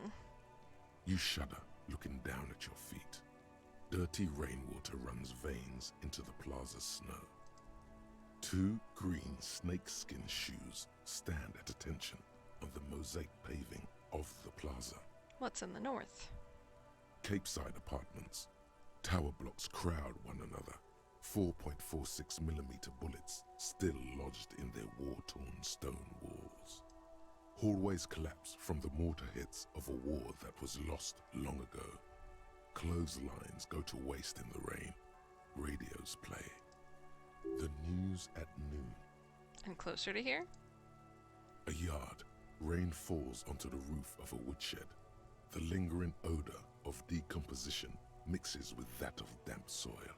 What's in the south? A traffic jam. Rain thrumming on the roofs of motor vehicles. Inside, drivers watch water streaming down their windshields. The statue of a king shudders. He too is cold. The canal bridge has been raised. What's on the other side? The road ascends. A raised motorway loops above the ghetto. Beneath its concrete columns, a sea of rooftops, woodwork, and tar stretches northward. 4-story buildings as far as the rain can fall. The snows melt in Jamrock. I cannot believe it's trying to get me to say where the hood at. Unbelievable. Alright, why am I not there? To be in Martinez, where no one goes, at the runoff point of a long-forgotten canal, in the whitest part of town, in the shadow of the day the revolution failed. What am I doing here? Standing in the rain, looking north, where Jamrock Rock City stretches inland. No, fine. Where's the hood at? I've a brother in the cut. Where the hood at? What the fuck? Weird. Shudder, look further. In the rain-swept distance, above the rooftops of Jamrock, a repurposed silk mill stands perched above the motorway exit. Precinct 41 hunches in the rain. Your vision blurs. You wipe your face with your hand. The rain stings your eyes, making you look up and blink. What's above? Coalition aerostatics hang like apparitions under the cloud cover. Way up there, where rain forms, rotors flutter silently. Your sight clears. What's below? Collapsed storm drains, old sewage systems flooded with rainwater. Hidden weapon caches from the revolution, doors leading down to Le Royaume. The catacombs to which, for 3 centuries, they delivered the blue-blooded dead. Motherfucker. This rain will not let up anytime soon. At least we are dressed for it. Let's keep moving. Okay. That's a really long tangent. Okay. Doomed commercial area. Soon as we save.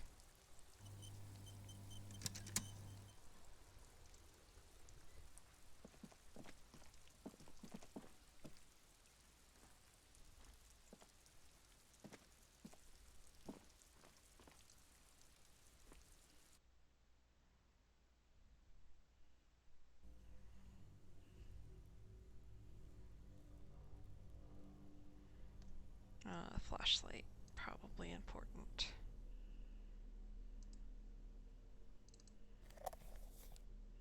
Okay. Actually... Whoa. Did I figure out how to run?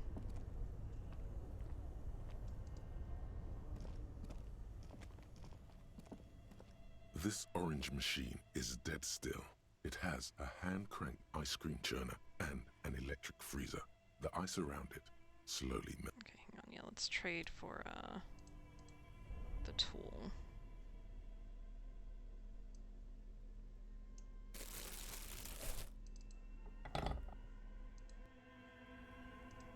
This orange machine is dead still. It has a ice squeaks beneath your Kavalzun multi-tool, and it's already unplugged. There's not much else to do other than wait for it to defrost or bulk up and get stronger. You serious? Are you for real right now?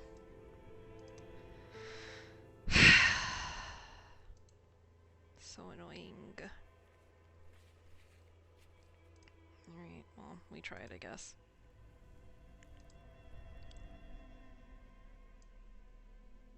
Get my bag back.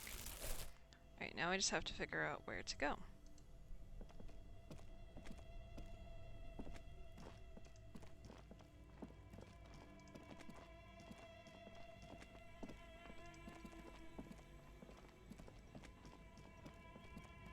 A thick layer of coal dust covers the furnace, coloring it pitch black. A hollow ring echoes through the furnace. Your toe hurts. Okay, I shouldn't have kicked it. I thought I could yell at it again and maybe she would let me up. Jesus, that took 2 of my health. Bent metal, broken glass. Your path lies strewn with the broken forms of everyday objects. You are the destroyer, the bane of inanimate matter. Gaze upon me, stuff and despair. No, I'm just a disempowered individual trying to take my disempowerment out on everyday objects. Look, there's a discarded milk carton on the floor. Why don't you destroy that, too? Good idea, fuck you, Milk Carton, this is all your fault. No, I actually feel sorry for the things I've destroyed. I'm sorry, Milk Carton. You're right. That's definitely not the behavior of a destroyer at all. That's just severe anger management problems and a disregard for property rights. Boy. Okay. I don't remember how to get where I'm going. Because I think last time we like yelled up that and then she let us in. So I was hoping that that would help me out, but... Oh, is it literally just here? No, that's the board, huh? This old Yeah. fireplace is covered in lines drawn in blue and red marker. The whole thing resembles K-Dra. Where is the little fucking area where her shit is? Because I should at least, even if I can't get in the door of where she was, I should at least be able to find it.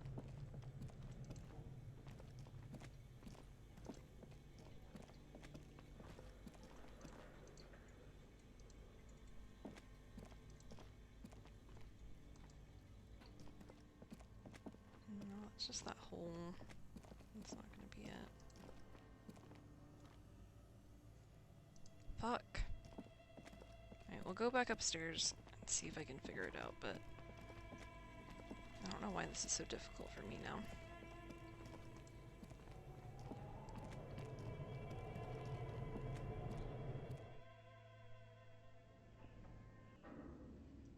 Okay. Can't zoom out any further than that, which isn't helping me.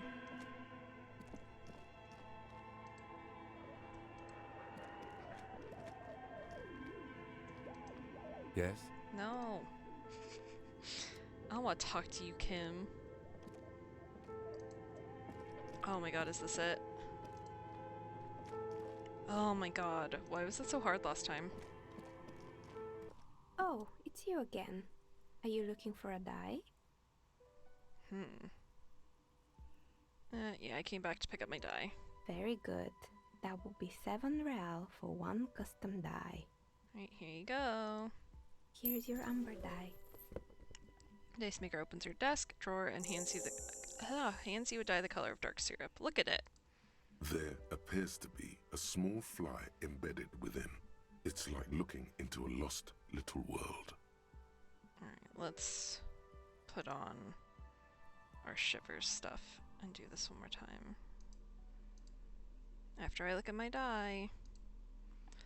Unusual 13-sided die is made of amber. Fossilized mosquito has been trapped inside, legs bent beneath the weight of eternal rest. Note, look at the map tab in journal to see which white checks have opened. Interesting. I don't know how to know what that specifically affected, but that's interesting. Oh yeah, we have to try the barbel again. This fucking menu. Let's get to the bottom. I mean, a lot of these are white, so there's a lot of shit we can technically do. Maybe we can try that one again. No, that one is locked. Okay. We can go back to the mural. I feel like that's the one near, Classier. Map wall. Must be in the bookstore. You have to bother Joyce about all kinds of shit, probably. I don't really care about Measurehead. And that's the woman we have to ask on a fucking date. Didn't we do the cockatoo shit? Interesting. Okay. That one we can't try again. Church doors. Okay. I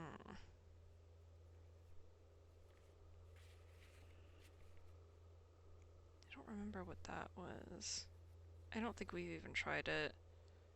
I think we just gotta talk to him. That was to get a deal, I think. Yeah, we can go downstairs and try the barbell again, though, before we leave. Alright, let's change our clothes. I think I can change my neck thing. And that'll give me another shivers. Yeah, okay.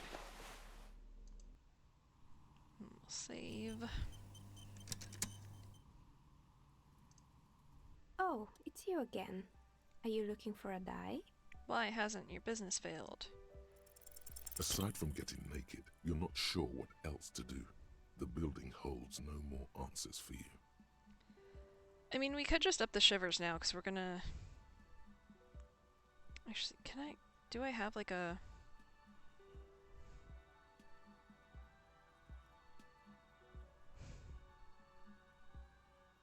I don't know.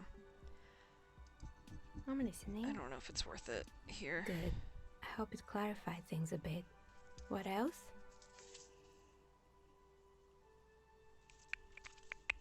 Okay, shivers for dice maker.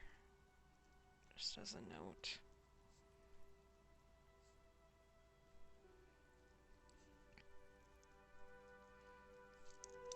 Not that everything hasn't been interesting in some way, but maybe it's not important right now. Alright,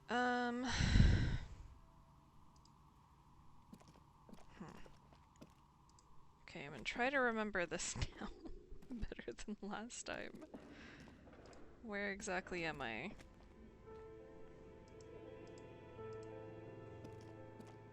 Okay, straight out from where the game people's stuff is. Okay, hopefully that sticks in my head for when I need to bother her again. I mean, I don't know what else I need to bother her for at this point, other than trying that skill check again at some point.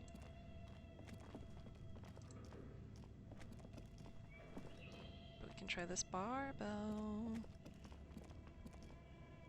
The barbell waits patiently on the floor, like a dog for its master.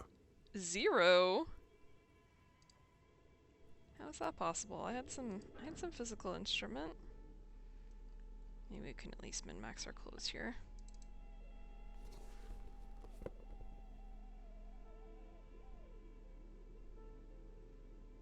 wonder if I lost it to one of my upgrades somewhere. It's totally possible. But I thought I had more than fucking 0.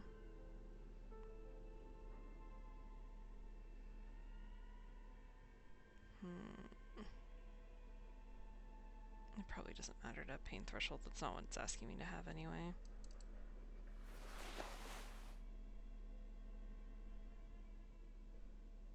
Alright, well let's try it anyway. The barbell waits patiently on the floor, like a dog for its master. Hell yeah!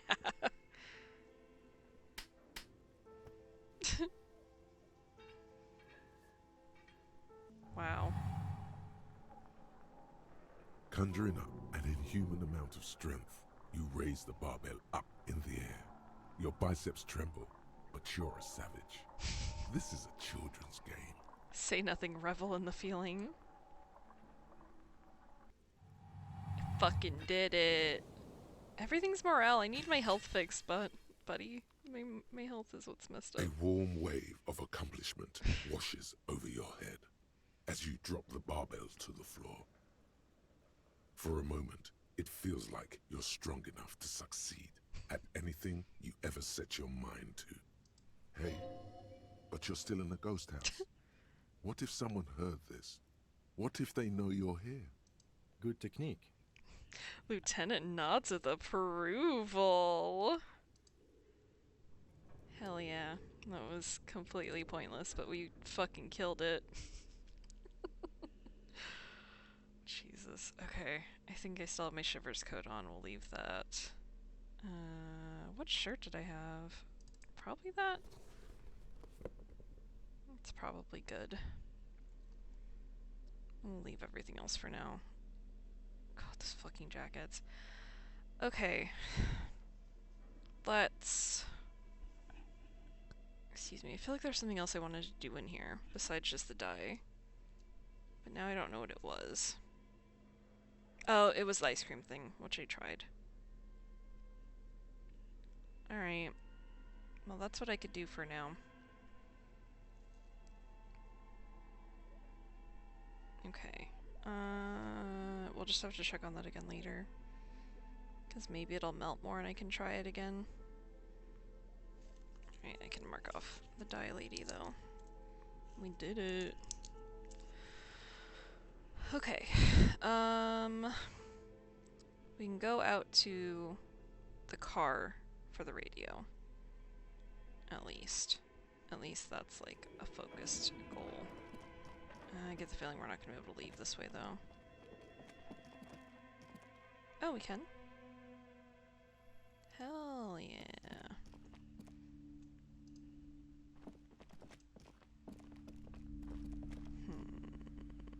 I don't know if there's going to be anything new here.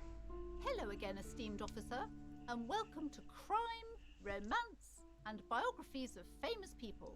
No thanks. Let me get my flashlight out of your fucking face. Here we go. Okay. It says something about the map up here that I could do something again, so let's try that. Oh, what? What's that? Quaint picture brochure, very colorful. Everyone knows the most interesting things about fascists with their magic. Okay. Cool. Several maps have been attached to a bulletin board hidden inside the alcove. They're held up by small pins. The board has come loose from one corner. The maps look old and faded. Your eye catches a map of Insulinda, a map of Revachol, and a map of Martinez. The north coast of a verdant island is shattered by the delta of a river. It is the River Esperance. Countless bridges put the shards back together, connecting city blocks to river islands.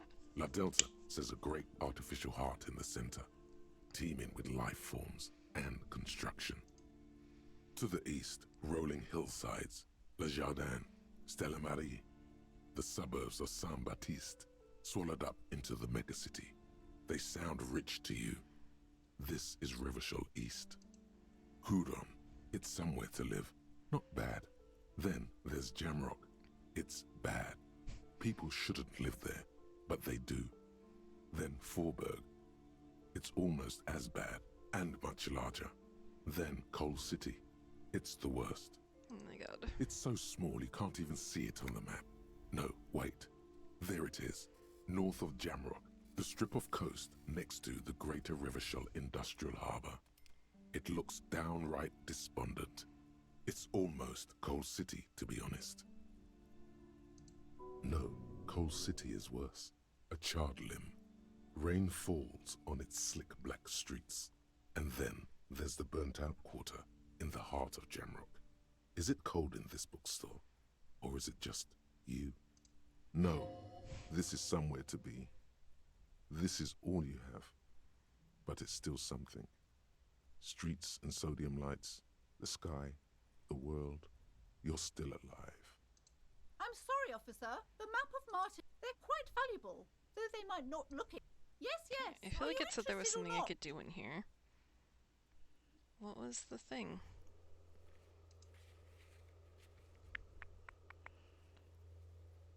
Ugh.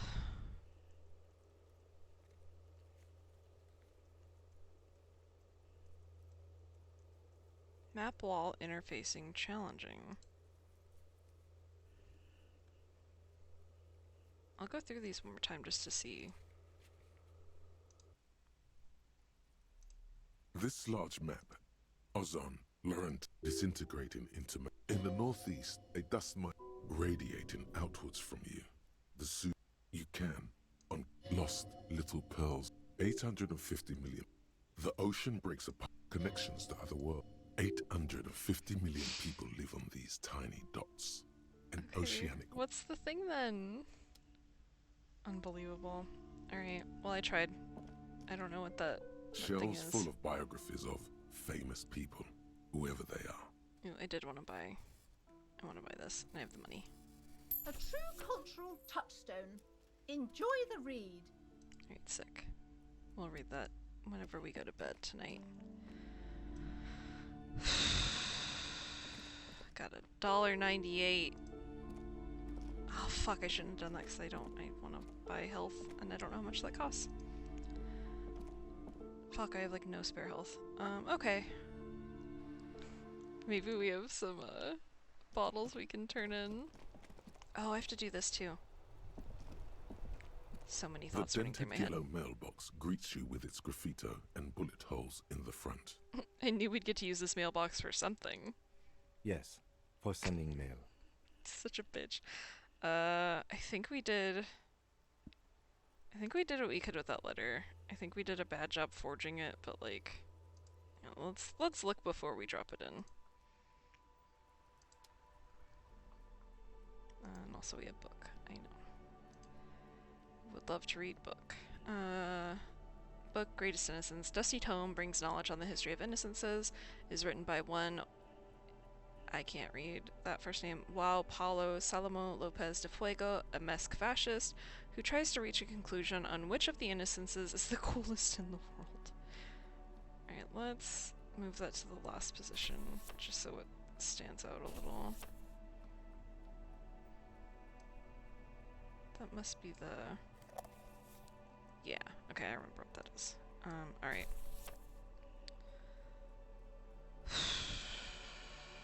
Okay, I was gonna look at the letter. You take the legal documents out of the envelope. A 12 to 40 month construction period and the zoning plan in the addendum. Underneath all this, Lillian's signature and your little forgery. Alright, that's gonna have to be good enough then. Let's send it. The dented yellow mailbox greets you with its graffito and bullet holes in the front. Drop the white envelope into the mailbox. You drop the white envelope in the darkness. It lands with a soft thud on what sounds like a couple of letters. About a week's worth of mail as collected in there. They'll empty this very soon. Probably did the right thing. You can't trust that slug Everard. You know he's going to play you somehow. All right, let's go back to Everard. If we don't mention anything to him, he won't know before it's too late. Okay. So do I want to go do that then right now?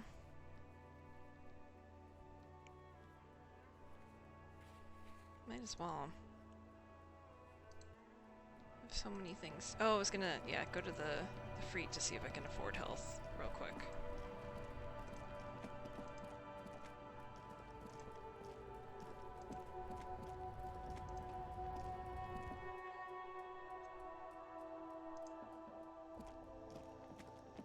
The tear machine stands in. Your bottles clunk into the machine, and the 10 cents! Alright, which of these is the medicine? Literally don't recall. a small cabinet on the wall is filled with various medicine bottles, Okay, nasal perfect. sprays, and blister packs. Okay, Please. here. I hope Saint Baptiste. Okay, here. I hope Saint Baptiste. Okay, thanks. Ugh. Alright, yeah, let's go bug Everett. It's been a while. And then a million things. We could go back to the boardwalk. I could see if I have another thing to do or not. And if not, we'll just up the shivers. Oh my god, why are you finally start to run? Unbelievable. Okay, that's new. Giant aspirin on the pillow and a pattern of coffee rings on the armrest. Someone is habitually chilling next to the radio. Curious. I doubt this has changed, but... The file cabinet stands steady as ever. Okay. The drawer slides shut. I think I didn't want to call anyone from The this after already all. familiar cold touch of plastic. No, okay. Let's just go.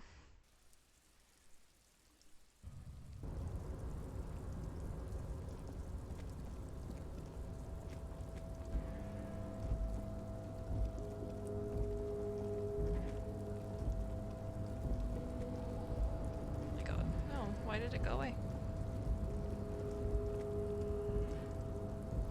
Composite eye of halogen lights watches you, emitting a low buzz. Okay.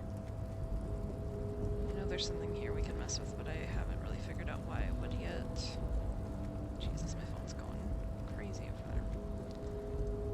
it's doing anything important, but who fucking knows? Find out later. I actually should take a break soon. Let's talk to this dude real quick. He might not have anything different, but... Oh, hey, mister. I knew you'd be back to talk with old Leo here. Yes, I did. Yes, I did. It's like Lady Larice said when she opened a bathhouse in the basement of my apartment building. They can only get so far before they're aching to get back. And lots of folk really did keep coming back. Leo, in the future, can we keep this greeting shorter? Sure, mister. Absolutely. I'm always willing to help out nice fellows such as yourself. Okay, nothing then. Had to check.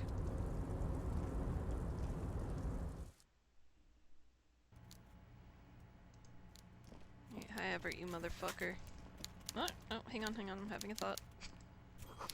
This is not a fishing rod, is it?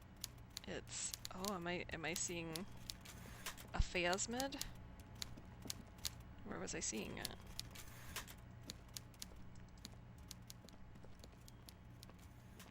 Nothing's lighting up. Okay, weird.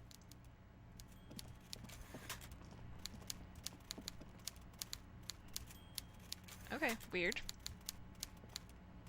Mr. Dubois, every worker... Oh my god. Is a member of the board. That's right, Mr. Dubois.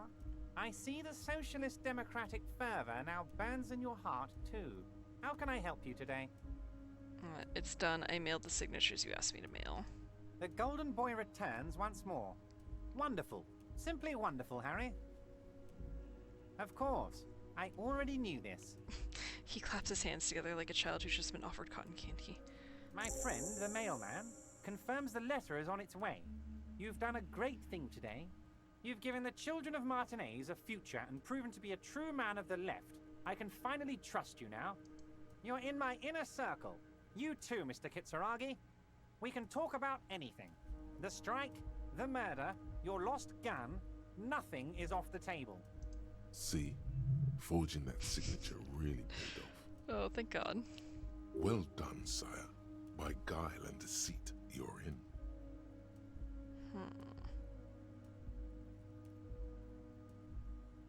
The signatures he got, I know you plan to force them out with the construction noise.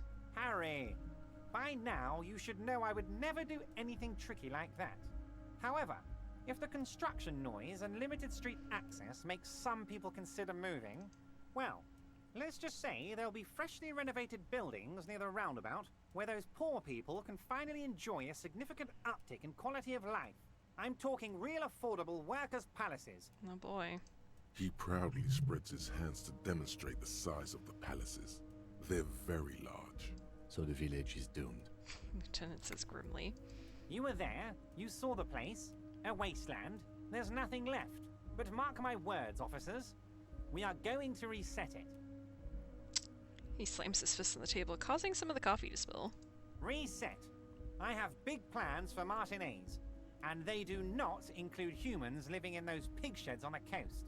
That land will be used for municipal buildings and commerce. What do you mean? Harry, imagine a youth centre supermarket church complex, employing hundreds, no, thousands of people. The coast will be lit up with enterprise and life. All those ruins out there turned into low-income housing. Harry, enough is enough. We're taking this district back. The war was 50 years ago, for God's sake. It's time to move on. Youth supermarket church complex, do you really expect me to believe that? Low-income housing, if even part of this is true, then why not? End life, I knew you were a man of the people, Everett. Let's be a little shit. Do the first one. Yes, I do. I got the centre, I got room for a retail complex, and in 4 years, I'll get the church too. The wheels are already turning, Harry. The wheels of progress. This post-war limbo, I won't stand for it. There are kids practically playing with their own feces out there. It cannot go on. There is true indignation in his voice when he speaks about the state of things, and even a touch of pain. And then there will be a giant statue of him towering above it all.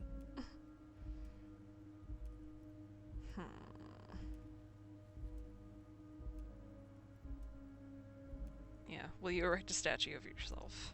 I'm not a symbolist, Harry. I'm a realist. My statue will be Martinez rebuilt. 5-story building complexes, kids off speed, and landowners in a zone hating me. That will be my statue. And yours. We're doing this together. You would look nice as a statue. I knew you were up to something. Damn right I'm up to something, Harry. I'm gonna make the working man as rich as Joyce Messier. That's my job. Just like yours is to keep the peace. A true flash of anger in him, as he thinks of her. Hey, did you order the hanged man killed? Order it? You know my men didn't kill him. They told you. It was a happy accident. You know how it is. No one takes the initiative. If I wanted him dead, I would have had to do it myself. And I'm too fat for that. I'm not gonna ask him why he's fat. What do you gain from him being dead? Why, a war, of course. And what do you have to gain from a war? Victory, Mr. Kitsuragi. I have victory to gain. We are going to start a war with the Wild Pines group and win before they even realize there is a war. They're trained military people. Aren't you afraid for your men? Harry, we outnumber them 1,500 to 1. And that's just Martinez. With all the unions in Revachol, and with public opinion on our side, we can hold off 2 men, or 15 men, or even 50 men. The more they send, the worse it's going to look for them. They made a huge mistake hiring those guys. No one likes foreign mercenaries. The leftists hate them, the fascists hate them, even the moralists think they're in bad taste. How is this connected to the strike? Harry, there is no strike, only war. Class war. Or, in business terms, a dawn raid. Or wait. Is that when you still pay them something? Because we won't do that. We're not gonna give nothing. We're gonna take Terminal B away from them. The roads, the gates, the containers, that big crane, even the damn coffee maker. We're gonna take all of it for the people, and fuck Wild Pines. Sorry for slamming my water bottle. I'm just so fired up. The word fuck rings like a gunshot from his mouth. He doesn't swear often. So that's why you haven't let Joyce in? Yes. It's also why I let that midget Gaumont go. He's too nice. I can't put him through this. Plus, he knows how to get in here. That woman can't tell her tits from her asshole. She has no chance. Why are you telling me your plans? Because we're friends, Harry. Besides, it doesn't matter now. You can go tell her if you want. It won't change the course of events. We have a significant head start. It's already happening. He looks at the swordfish clock and nods. Who killed the hanged man? No idea. Could have been his own mother for all I know. If you ever find the guy, give him a big fat kiss from Everard Clare. Couldn't have done it without him. He really doesn't know. A guy, huh? How do you know it's a guy? I don't. I told you it could have been his own mother. I'm pretty sure it wasn't anyone from the Union. Maybe it was the mob. Or maybe he killed himself because he was a closet socialist. Truth is, I simply don't know. He really doesn't. Right, how many of you guys are there in the Union? 2,372. Plus yours truly, of course. 2,373 is a sizable contingent for a labor organization in Revachol. And they're all well motivated, at least the ones you've seen. How are you guys going to fund your new independent harbor? Oh, you mean what sort of goods are going to be flowing through? How am I going to replace all the contacts we'll lose once the poo-poo hits the fan? The clients will ditch us. Harry, we've thought of everything. Clients would take a well-known multinational conglomerate over a local mobster any day. Alright, everything? We've been running back channel negotiations with all the major clients. I think the company will be unpleasantly surprised to see how many of them stay loyal to Martinez and to the new competitive contracts we can offer. With renewed zeal sparked by communal ownership, the men will be shipping those containers double time. You'll be surprised to see how fast things go without parasites latching on. We'll have our hands free to pursue bold, exotic new revenue streams. That's drugs. Drug trafficking. Drug trafficking? Don't be stupid, Mr. Kitsuragi. There are perfectly legal, 100% ethical chemical factories on the Samaran Isola. You don't need to be colonialist about it. Oh boy. All they do is produce components to keep the pharmaceutical industry running. That's people's health we're talking about. Old grannies, little babes, people with disabilities. That's just the top of the iceberg, though, isn't it? The company thinks transporting these chemicals in bulk looks bad, has bad optics, may be illegal in some countries. The Debarders Union, however, we're all about the large volume column. We're gonna transport the living daylights out of those materials, Harry. So your sick kid can get his Benefed, and your wacky uncle doesn't have to come off risperidone. Benefed is a children's cold medicine, usually apricot flavored, and risperidone is used to treat severe psychosis. And the kids on the street can get speed and pyrrolidone. I'm an old-fashioned guy, Mr. Kitsuragi. I sometimes grab a beer with the boys, but I have no idea about the things you just mentioned. He smiles. But if I were to supply ingredients for some sort of rainbow party, I would make sure the Union took a fantastic share. And I'd keep that stuff far away from Martinez. He's basically admitting to it.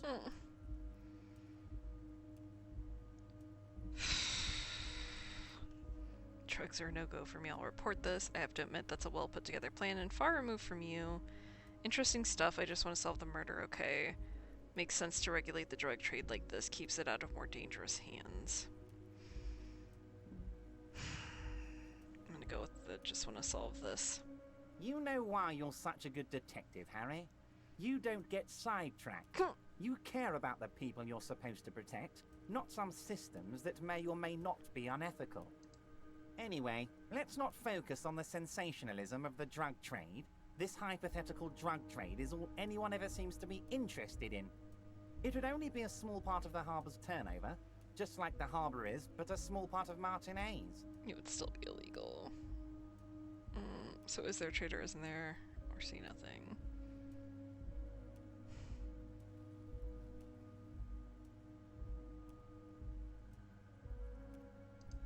Let's look at the big picture. Martinez as a whole. There are little girls out there with dreams of making music. Young mothers who want to start businesses. Models who want to walk catwalks and steel welders who want to weld steel. I'm gonna unite them all into one economic body. We're gonna incorporate this place to Kingdom Come. Everyone's gonna be in on the wealth, and everyone's gonna pull their weight. Let's keep focusing on the drug trade. He was almost admitting to it.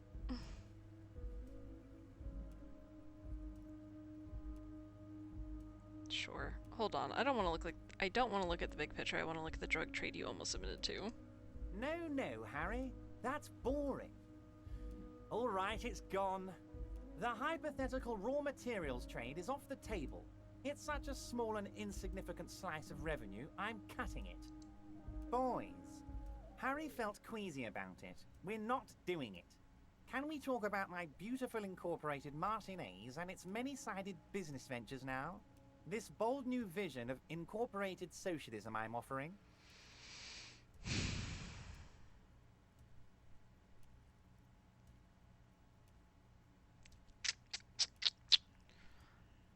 Yeah, let's just do this one. It's very ambitious. I love what you're doing for the working man. Thank you, Harry. Thank you.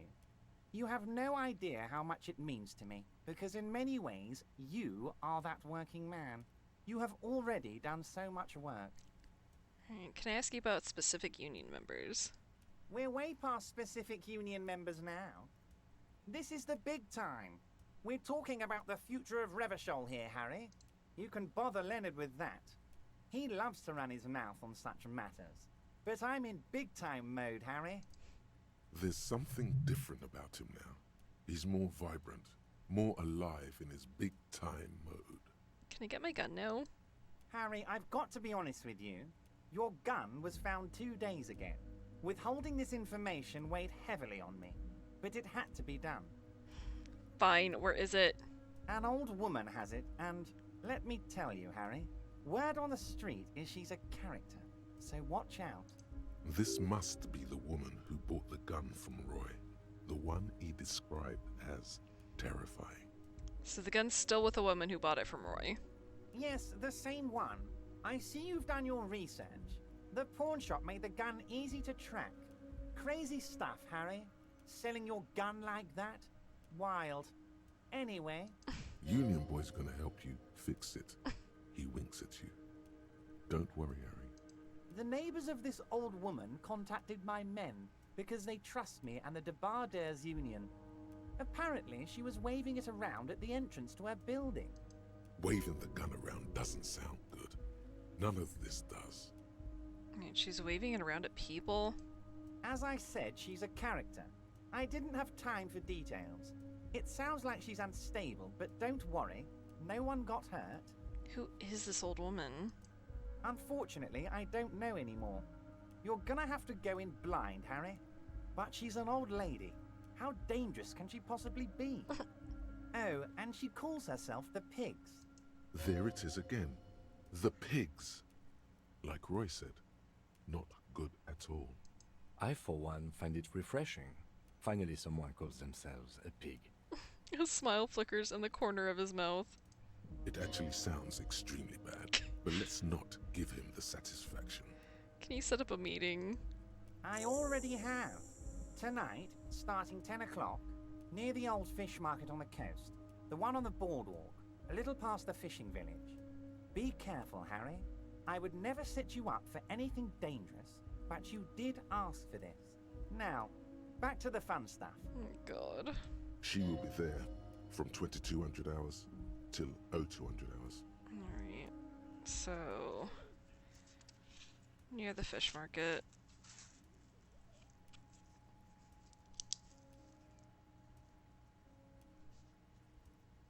I'll try to go there pretty close to that time, and we are absolutely bringing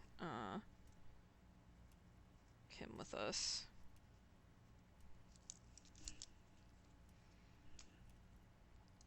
More fun stuff. Seems like we already have fun stuff to do. That's it for now. Great, Harry, great. I think we have truly built a bridge between Martinez and Jamrock today. We have united the RCM and the Debarders Union. Suddenly there's sadness in his tone. This has been so great. I'm sorry we don't have more fun things to do together, but if you ever feel like bouncing something off me, my door is always open. Alright, I don't remember what this is in regard to. I turned it off. What? Oh. Big Man looks at you confused. The shady brew, you told me to make it even shadier. I didn't. It had alcohol in it. Now there's no alcohol. Did I? Well done then, Harry. I like not knowing about it, and I'm sure you made the right call. I spend the whole day delegating tasks, and it's a great relief to see people taking initiative. I don't even want to know what all of that means. Brew, shady, alcohol, turned off. I'm gonna let the world surprise me. Okay, bye. Jesus.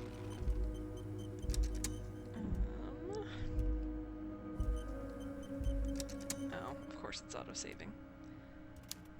Of course. I don't think I can do anything else. Alright, I feel like we probably opened up a lot of things. We need to do the boardwalk. This will be later at night. Someone's been running around with your sidearm, pretending to be a police officer. Must meet her near the old fish market at 2200 hours. Get your service weapon back. Just walk past the fishing village until you see the boardwalk. So the place where you found a dead guy. Fantastic. Okay, so we'll go to Kim's car. God, where? Oh, yeah. He did give us that. Okay, I think I have 2 points now, if I recall. Fuck. Okay, I think I'm gonna wait to do the shivers until we get to the door, or to the wall, to make sure that I can't do it one more time without it.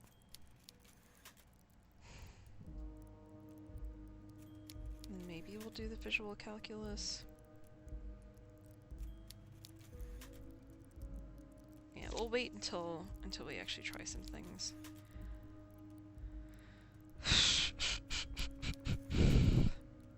Okay. I don't think it'll let me fast travel while I'm inside like this. Yeah, it won't. I really can't tell when it will let me and when it won't. Anyway, but...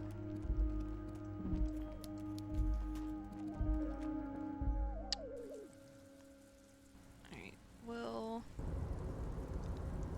get out of here and then I'll take a quick break. Just to stretch a little.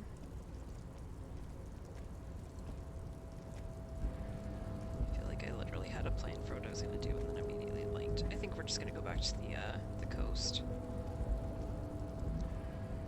I don't think it really had anything left for me to do for him.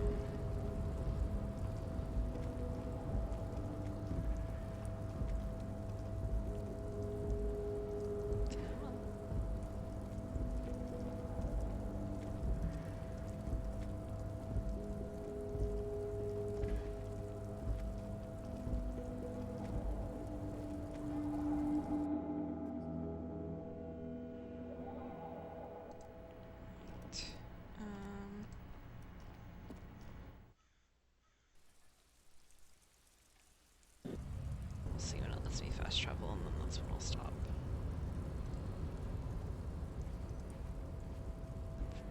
Honestly, where do I have to be?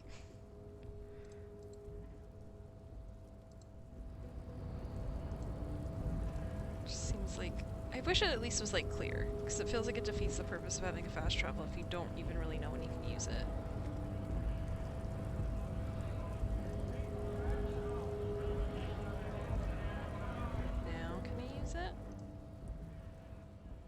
Oh my god, honestly. Come on, let me out.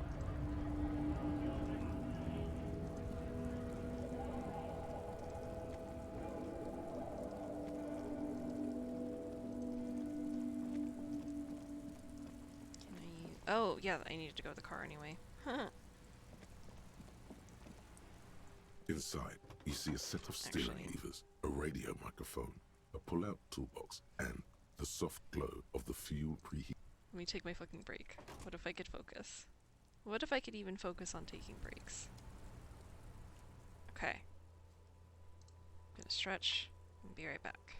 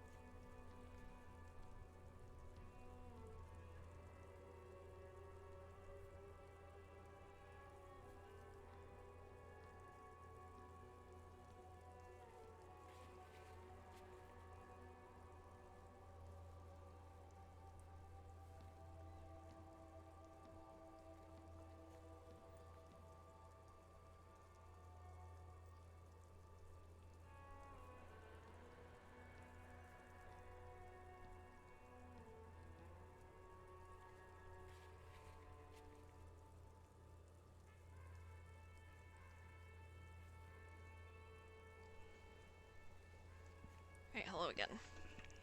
Let's get back to it. I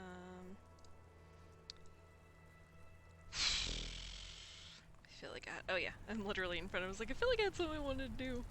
Inside, you see a set of steering levers, a radio microphone, This is Precinct 57. How may I assist you?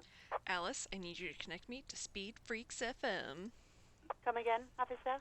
Speed Freaks FM, radio station for the case. Okay, officer. One moment.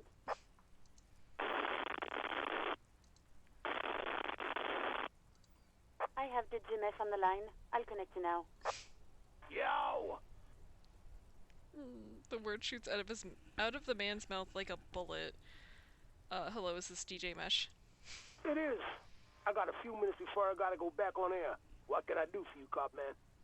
I'm just calling to confirm. Did you debut a new track from TJ Flasio a few days ago? An asshole is a mouth for shit. And I'm puking. Okay, but what is the song called? Yeah, that is the song. An asshole is a mouth for shit. And I'm puking. Do people like it? They're loving it, man. The requests keep coming in for more.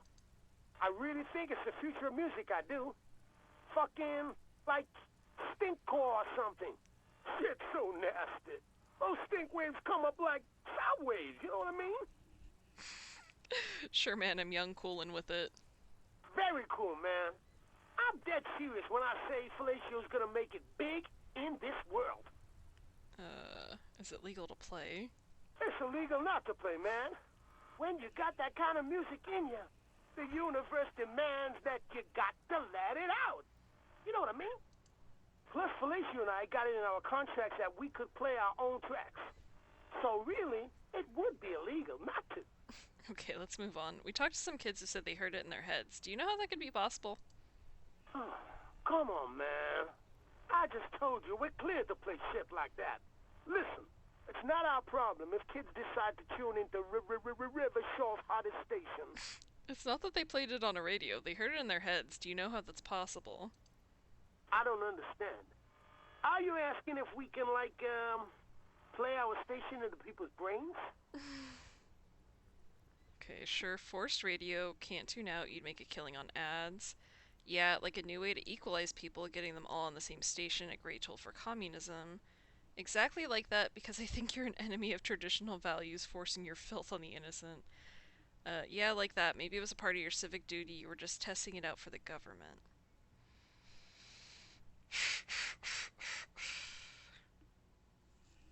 Let's see.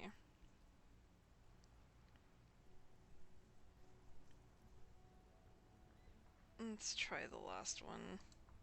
We ain't testing anything out for the man, unless it's how many bricks you need to break all his windows. That wasn't a threat, by the way. Just a figure of speech. I'm a spoken word guy.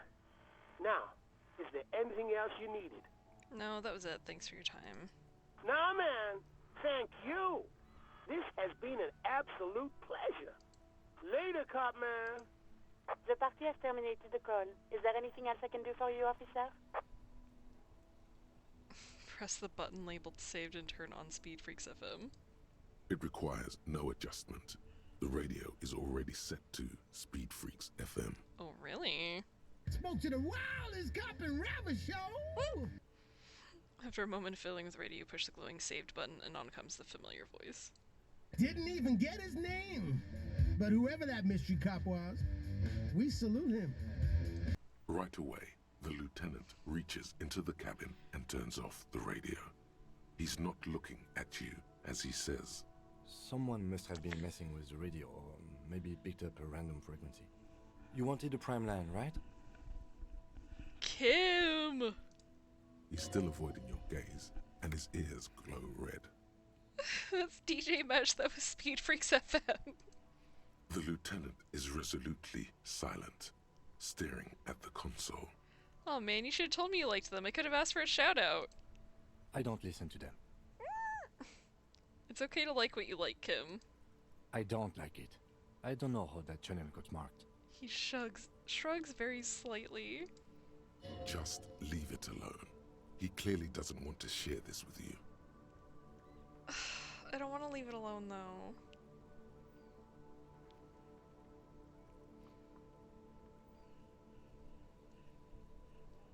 fucking asshole. You lying to me right now, Kim? Excuse me? Come on, man, you can tell me. The lieutenant raises an eyebrow. The ocean wind blows, bringing in the smell of salt. That eyebrow.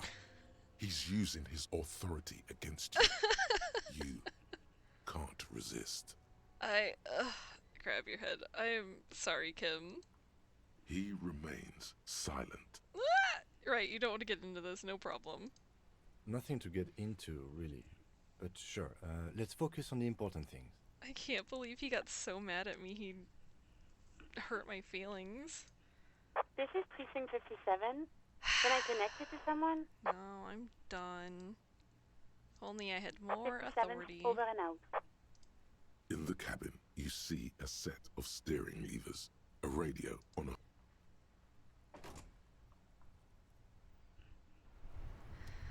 Oh, you want to talk now? Okay, about that code. Let's start from the top. There's no doubt that the twins heard Speed Freaks FM. I still don't know how without a radio, but they did.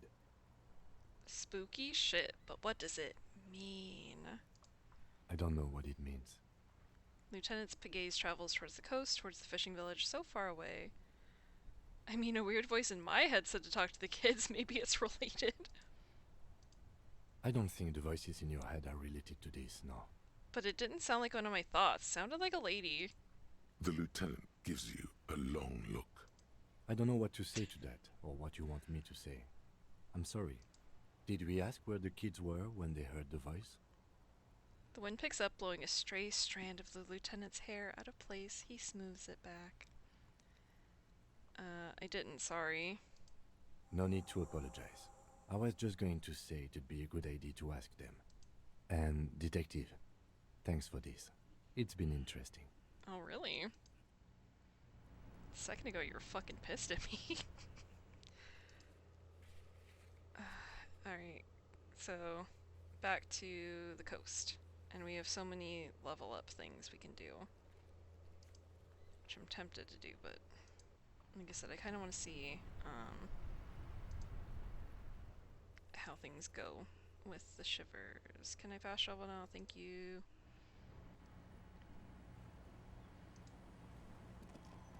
Hey, children. The scruffy-haired little boy kicks a stone while the other watches him do it. Real quick, boys. Where were you when you heard the voices?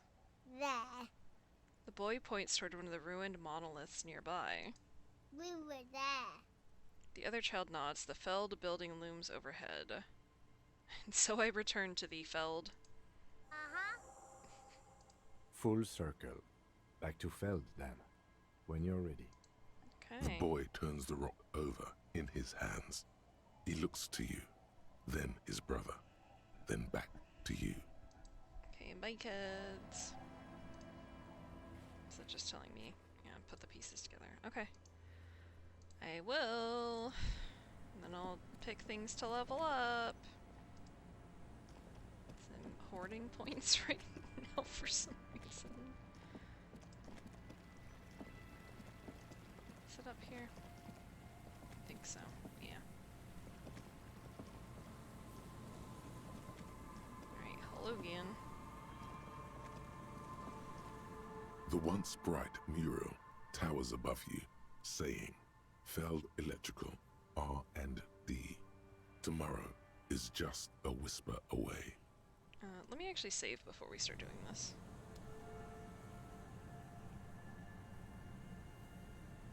I don't really want to save some things. I mean, I do in my heart want to save some things, but like, also, just seems like a good The idea. once bright mural towers above you. Yes! You know a lot about radio. Enough to know you have no idea how or why those boys heard Speed Freaks FM in their heads. Knowledge like that isn't just obscure, it's unknowable. Dangerous theoretical facts like that are probably protected under the coalition government's Articles of Dominion, Title 14, Article 7C. While an expert might be able to suss it out on their own, a layman like you has no hope. You don't know how it happened, But the stores of your knowledge are vast, and there is something crucial in them. What's that? You know where Ruby isn't. She isn't in the fishing village. She's not with her bullet under the floorboards in the shack. So where could she be? The alcoholics never mentioned seeing Ruby either. Idiot Doom Spiral gave an exhaustive account of recent events, but never mentioned seeing Ruby. You've searched the whole coast for Morel's traps, just as you didn't find the Insulindian Phasmid. You did not find her. You've even entered the church, met Tiago and Sorna. Some criminals seek sanctuary from sacred buildings, though the sanctuary laws were abolished decades ago. But Ruby wasn't such a one. Does that mean she's here? If she's here on the coast, she'll be here. And besides, something weird happened to the twins around here. It'd be nice to know what caused that. Another fact for your collection. Suddenly, there's a sigh, carried on the molecules around you, moving, flowing from high pressure to low pressure, like that of a woman emptying her lungs. She wraps the collapsing stone box in front of you, in her breath, flowing through it. Where does it go? In through the collapsed roof, flowing down a concrete staircase to the basement, sweeping away footprints in the dust on the stairs, and then the beach below the boardwalk, its winding tunnels, a whisper away. What is happening? She's down there. Oh boy. See, I think she's down there, below the building. Okay. Why?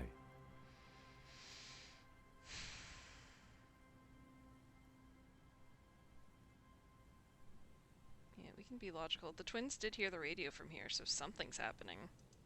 True. But how do we even get in there? The doors were on the collapsed side of this building. They're gone, basically. Finally, my time to shine. There's a ladder next to the sign. Perhaps we can climb it, enter through the roof? Perhaps you can climb them. We are not climbing anything. I'm 43 years old, and I plan to live to see 70. Okay. Wow, is that it for interacting with this then? Because we did it? That's interesting.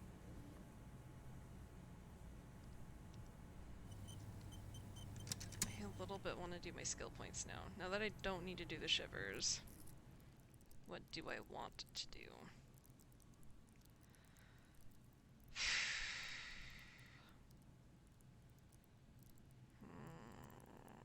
Okay, we have a lot of things. We should do suggestion to help with my date. Maybe. The suggestion's already kind of high, but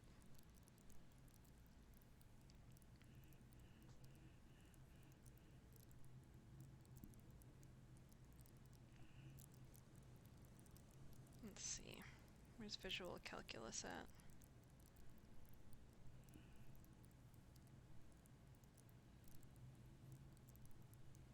God, that's already high too. That's funny. I feel like we got 3 points. It doesn't say. Yeah, it does. It actually does say. That's nice.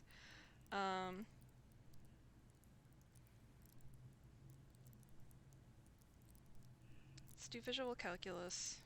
Well, yeah, I think I have to because I tried it. So even if I change my clothes, it won't matter. So let's do that one. Let's. Oh yeah, shivers was for the dice maker too.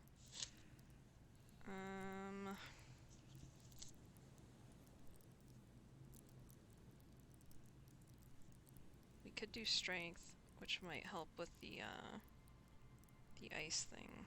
It might actually be good to check that. Alright, let's accept that.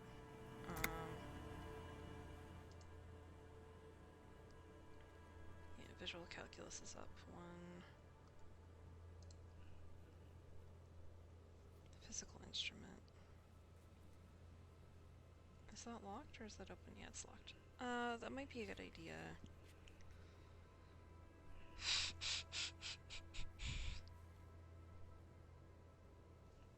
Okay, you can cross out some of this shit.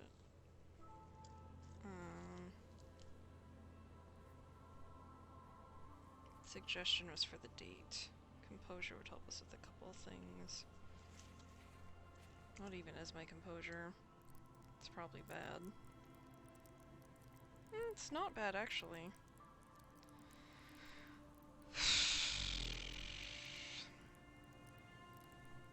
Physical instrument feels like a good idea. It's like, there's a part of me that wants to, like, accept what I've chosen for myself. You know? Like, I've chosen not to be strong, so maybe I should just keep, like, pumping into other things. But also...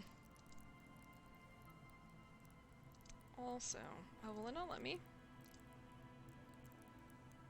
Skill cap reached. That sucks. So is that something we can do from here? No, I can't do anything. Wow, okay. Well, that simplifies that, I guess. Fuck. I mean, I guess that should be clear from how this is set up. Fuck, okay. I can't do anything about that then. What else would I want to up?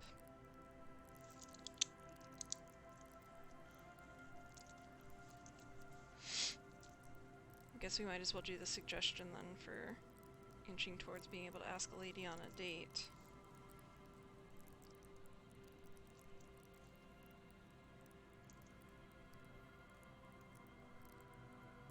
And then I don't know what the last one will be. Maybe we'll see if there's anything that I run into. We'll just hold on to a point for a minute.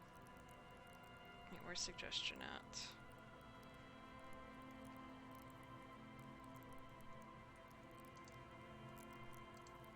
Alright, we'll leave a point in the air for right now. See if something gets my attention for what we have to do. I a little bit want to go to that wall real quick.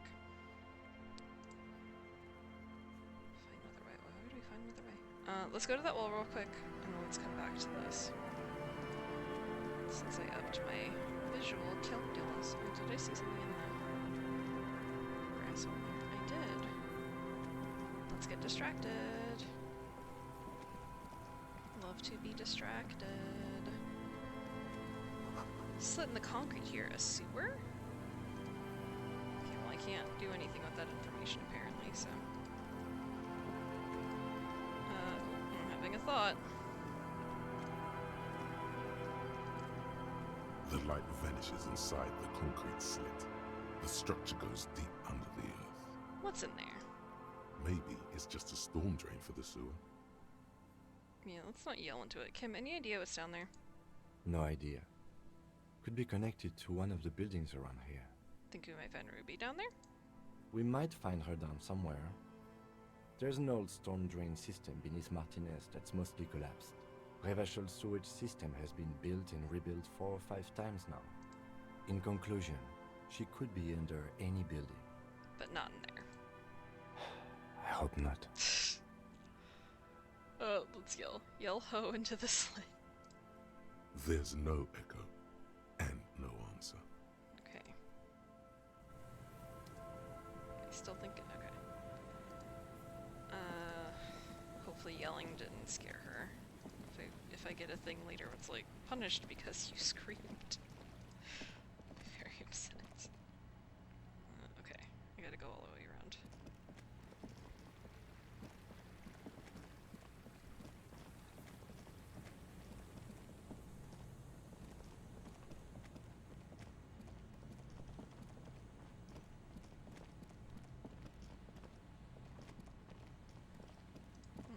Can we check a trap again?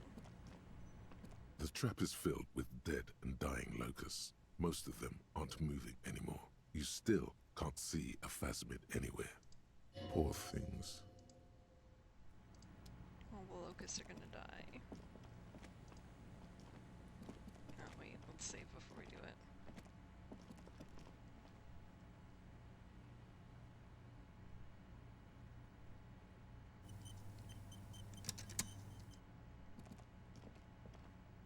A scattering of bullet holes is spread across the cracked wall, reaching from one corner to the other. Right. Unable to piece together the big picture just now, there's a hole in their hypothesis. The scattering of bullet holes looks like one giant smiling mouth, smiling its deadly smile, laughing at you, and the world, and the living. I'm save scumming. That pisses me off too much. I hate it. I should be able to pass that. I should be able to pass that one. Unbearable. Let's delete a couple of these though while we're at it. The game hasn't been running too terrible today. It's had a couple of hiccups, but it really hasn't been that bad. Which is great.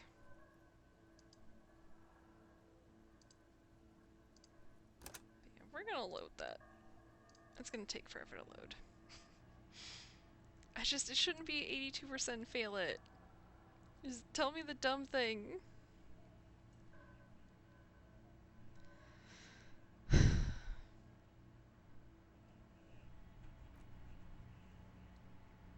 wonder if I have any clothes I can put on actually. Let's really maximize this. If we can. Oh.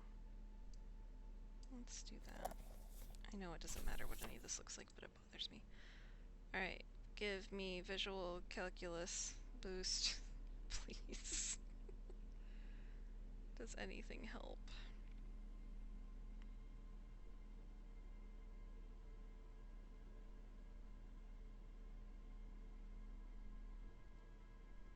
Okay, commander jacket.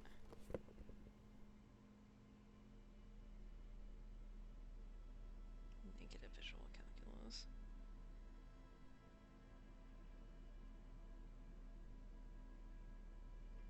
Okay. Save again.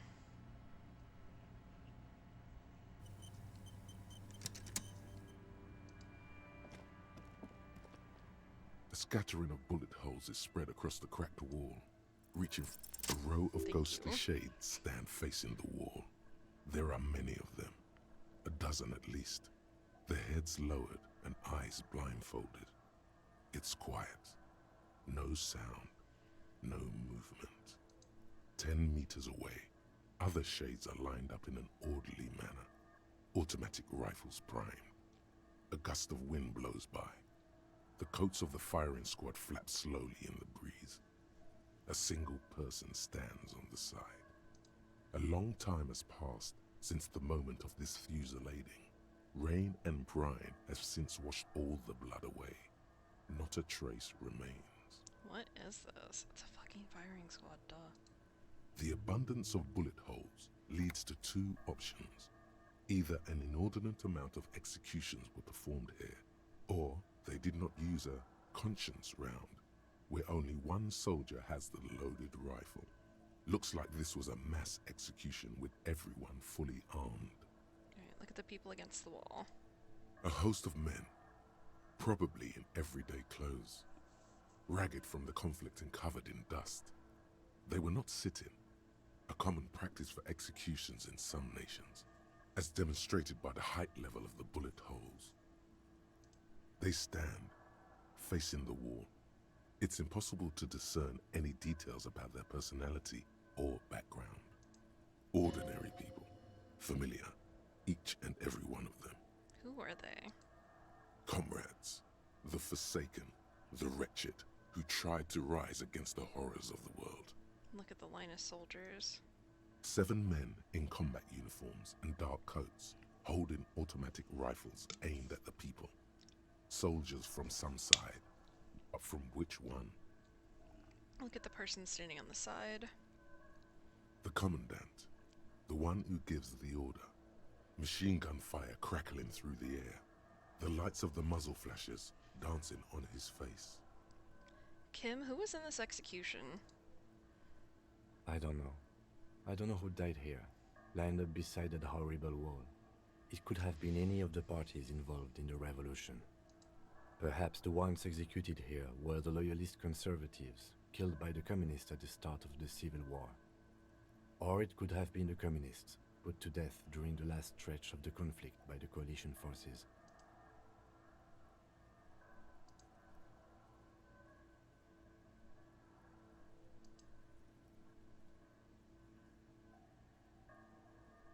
remember what Trent Heidelstein said about Veld?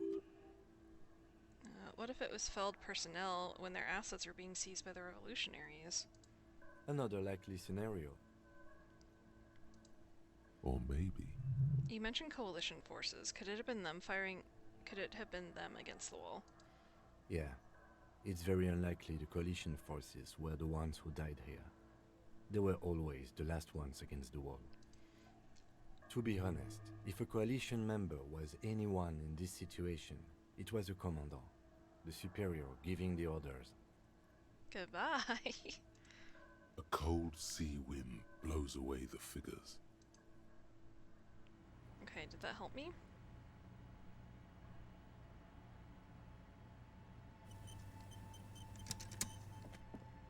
Let's talk to this guy again.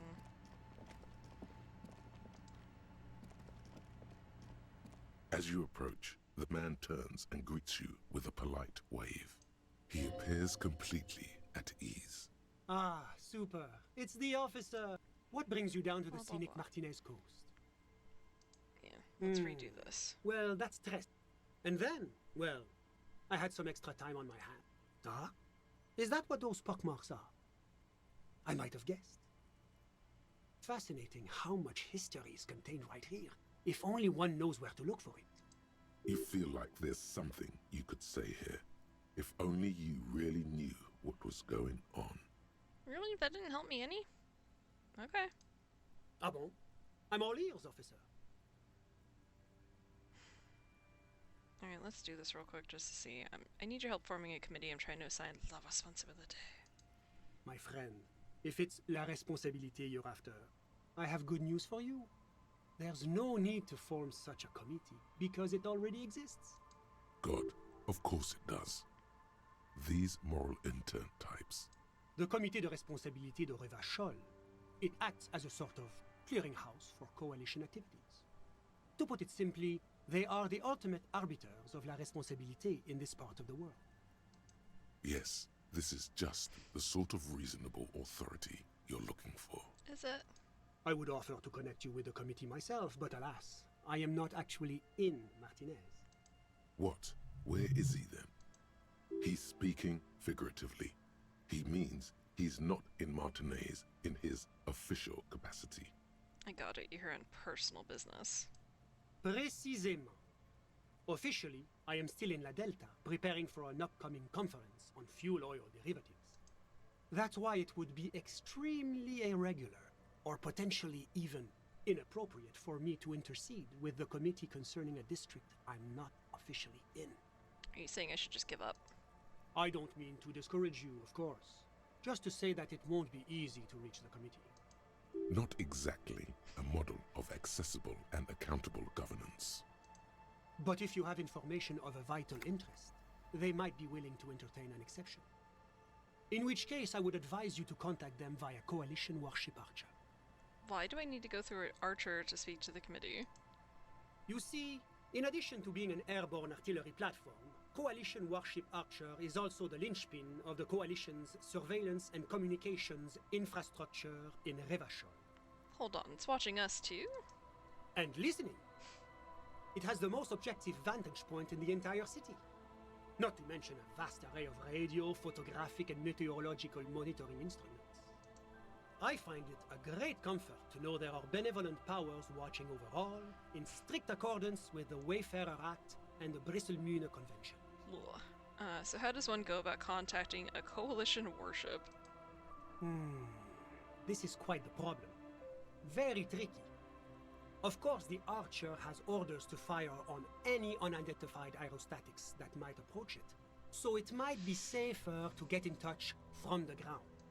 But in that case, you would require a radio transmitter capable of broadcasting on coalition frequencies.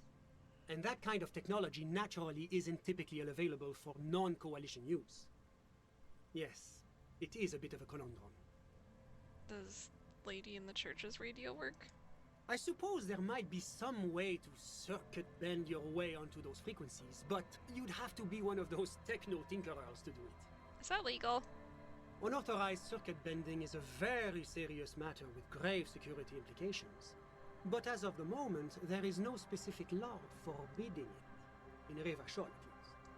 Sounds like something that programmer we met in the church might be able to help with. That's what I'm seeing, Kim. Let me just say that I have complete confidence in the RCM. I'm sure you'll figure something out. Thanks for your time. Always my pleasure to be of assistance to the RCM. Godspeed, and if we don't meet again, bonne chance. Okay, maybe that wasn't a completely useless conversation. Even though I don't care about the committee. Okay. Let's go in a building. And then I might... Whoa. What's that? An old pipe peeks out from beneath the rotten boards of the boardwalk. Could this be an alternative path into the fell building? A building like this must have multiple doors serving various functions. Perhaps a basement access. Come closer, look in. Your eyes slowly begin to adjust to the darkness inside the drainage pipe. Sorry. Ugh. The lieutenant looks over your shoulder. What's in there? At first, you can't make anything out in the darkness at all. Okay, what else? As your eyes adjust, you see some trash. Crumpled up newspapers, cigarette butts. Someone has half-heartedly spray-painted skulls on the right side. And nothing. Broken glass from bottles thrown against the walls of the pipe. A syringe. Alright, could we get into the felled building through this pipe? Given that this isn't a martial arts thriller, it's highly unlikely, and not without risk to our health either. However, the pipe suggests there may be an entrance to the basement around. The lieutenant pushes aside the reeds and looks around. He means the pipe must be coming from somewhere in the building. The lieutenant's face lights up. He doesn't usually notice these little things. And it's right here, a maintenance door. He points to a rusted metal double door to the right of the pipe, obscured by the reeds. It's jammed shut. The subtle approach isn't going to work on this one. Oh yeah, big boy time. This needs you to put your back into it. This is not gonna work. You might as well try it, but it's gonna hurt my health and that's gonna bum me out.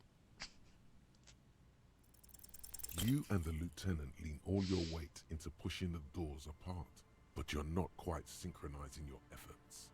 They slam shut again before you can enter. Let's take a breather and try this again later.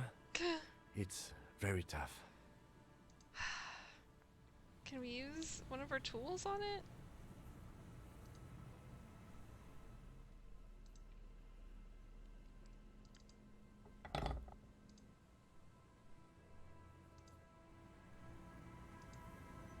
Behind the pipe, the maintenance door, rusted shut and half...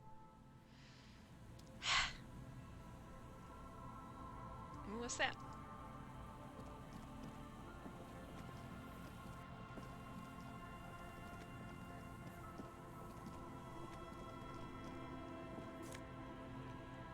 Oh, good, health. Wonderful. And 525. Hell yeah. Okay, I can't walk that way, I guess. Just seems like that's like a whole thing. Okay. I guess let's wander around the building a little more just to be sure. A thought. The remaining windows rattle from a strong gust of wind. They're covered in a thick layer of grime. They must have been like this for 40 years. Try to see inside. Dripping water falls from a high place. All you can see is the shadow of a collapsing staircase. There's rust and corrosion on the bars. They're foaming with it. And a small layer of white salt from the sea. Lieutenant, can you make out what's inside? No. I won't even try. You know... Shakes his head, windows rattle in their frames. He takes his glasses off. I had a partner once. They called him Eyes, because he had to show me things. It's that bad. This partner of his, Eyes, things didn't end well. It saddens him to say his name. Don't even ask. He wouldn't answer. Maybe some other small talk.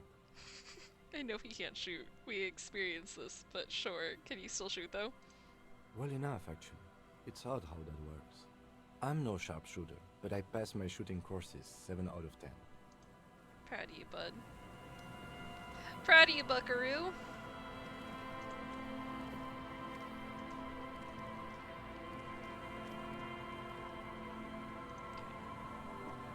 don't think we're gonna find anything else. I think I just gotta climb the ladder. But he said he wouldn't come with me, which I don't love.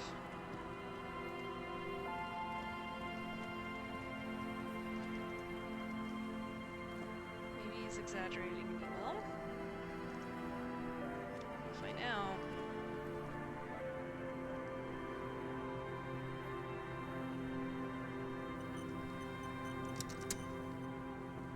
A rusty ladder leads to the rooftop. Some of the rungs are missing. Yeah, that doesn't look good at all. Assess the situation. The distances between the remaining rungs are rather wide. You'd have to use the mounting brackets. However, they seem corroded and the peeling rust is razor sharp. In addition, the first rung is going to be tough to reach. It's what, 3 meters above the ground? And you're 180? Sure. 180 seems right. Not to mention that the roof is collapsing and the wind gets pretty brutal up there. Dismounting from the ladder is going to be hard. Perhaps if you were to not climb the ladder. Instead, what if you were to reconceptualize climbing the ladder? Astral projection. Be open-minded Oh my about god. this. What if I don't climb? What if I just teleport? Teleportation is not a thing. The lieutenant stares at you stone-faced. Come on, Kim, where's your adventurous spirit? This really has nothing to do with adventure. We are dealing with basic physics here. Won't hurt to try. Oh yes, it could hurt. A lot. He is restraining himself from using a parental tone with you right now. Oh, that's interesting.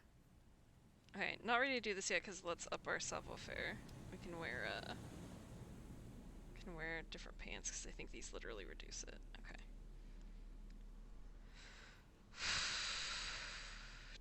I wonder if I have anything that specifically helps with it.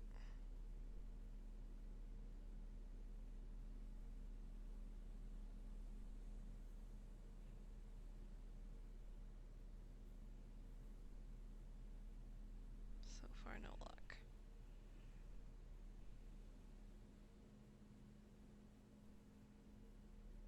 Wait, those help.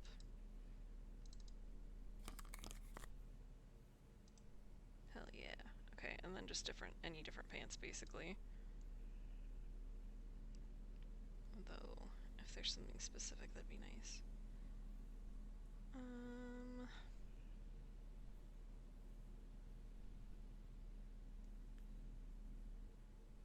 Guess we'll just do those.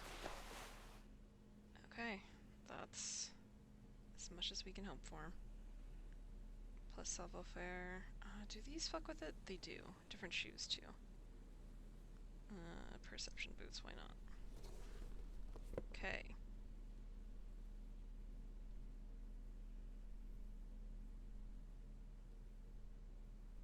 Alright. That's as much as we can hope for. We'll save.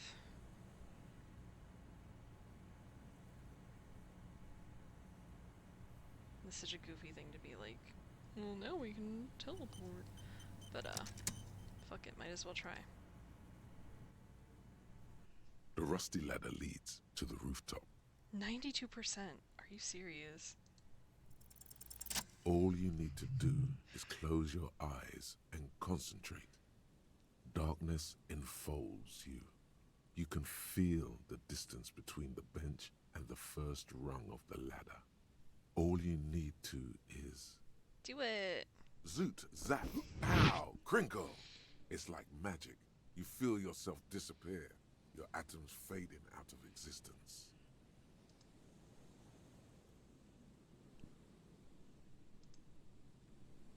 find time for things to freeze.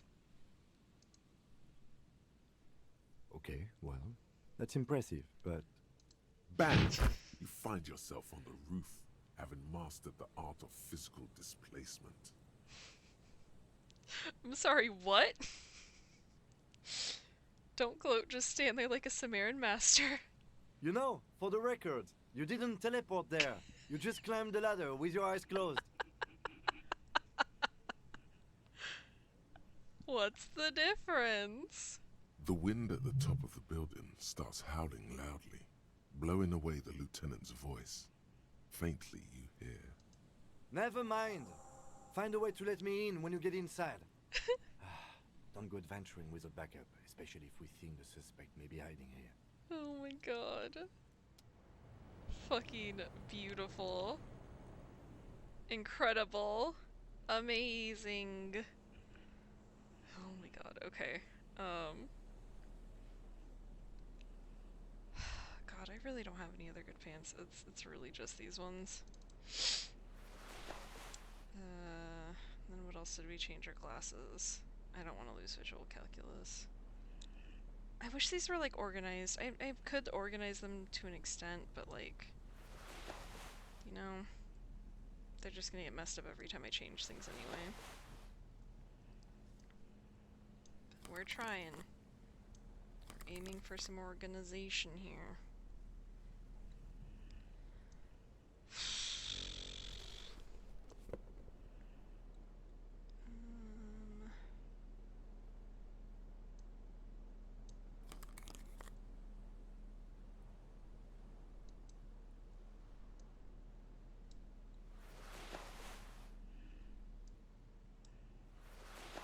Fascinating. Is this everything you always hoped you would see in a playthrough of Disco Elysium? Someone shuffling their little clothings around. Just what you always wanted.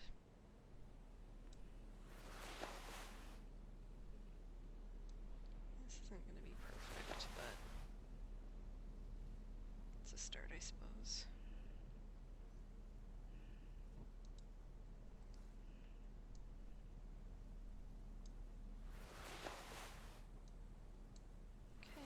Gloves, neck stuff, glasses. Is there another hat? There's not. Move. Shirt down. Alright, let's try to get the pants up here. Is there any other pants? I don't think so. And then I will choose not to care about anything else here. I don't know what that sound was.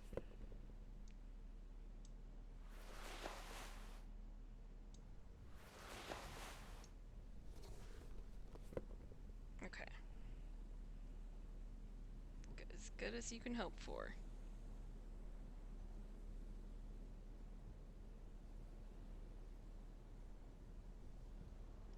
Let's get our shoes back on that I like. We've already got our pants back on that are the best I can hope for. I feel like I like another jacket better. I'm having fun with the shivers, but maybe we get back our half-light instead.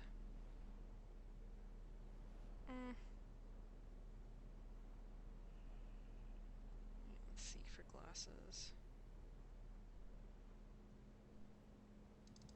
Let's do those. I think everything else is okay, unless I want to change that. Which I am a little tempted still.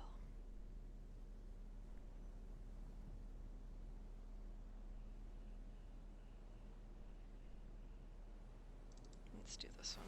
Let's go back to it. Okay. The responsibility. Alright, yeah, we know what that is. Okay. I'll save just since I fucked around so much. Can't believe we teleported. Who would have known? Our central support beam has been destroyed by artillery fire. I don't don't think there's anything we can do with those stairs.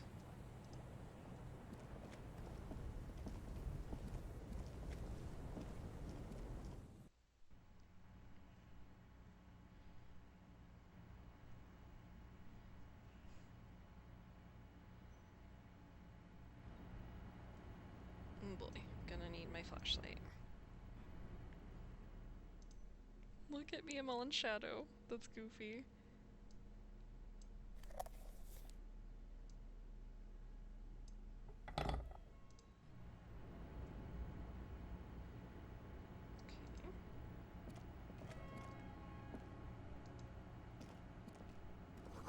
Glass is covered with grime and dust, you can barely see out. Okay, nothing to do but go down.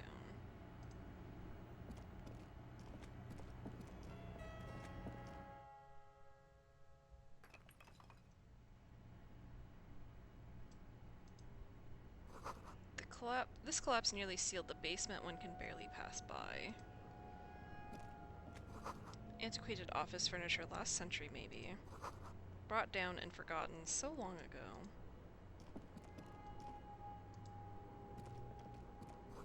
This overturned table is covered in orange mildew, crawling with something. Is that... did I come from that basement thing? Where did I come from? Weird. Okay.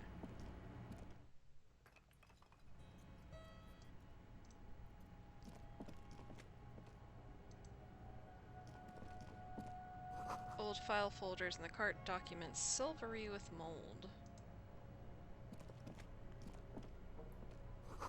A series of thick, dusty panes of glass. This isn't just glass. These are old computation components. These are computer components? Yes, filament memories. From the time when wires were cast in glass, slides with an inlaid nervous system.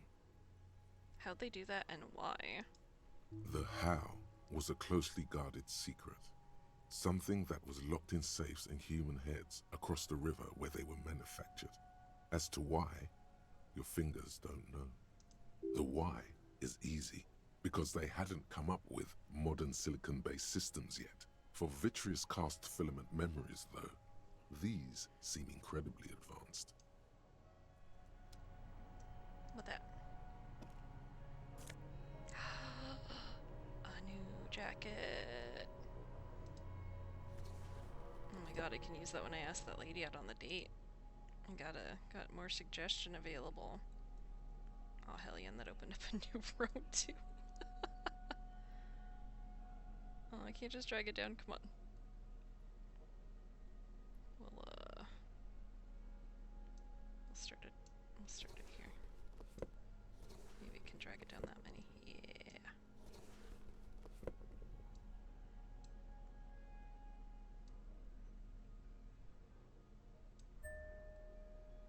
Okay. Beautiful. So well inventoried now. Alright, hell yeah. Dressed for the occasion, a muted brown suit jacket, perfect for a day at the office or an evening at a cafe. The red rose at the bottom of the left breast pocket is slowly wilting. Interesting. Interesting that it would be a fresh enough rose to be wilting. We really should figure out a way to let Kim in before I get carried away.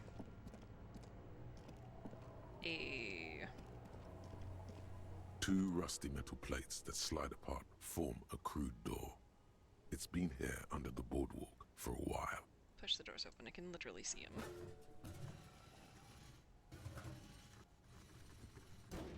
It's much easier from this side. The panels on the rails slide once you dust the sand off.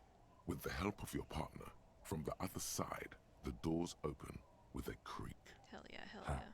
I hope no one dangerous heard that. You ready? Yes. Time to investigate these passages. Let's move quietly and not make more sound. Hell yeah, hell yeah.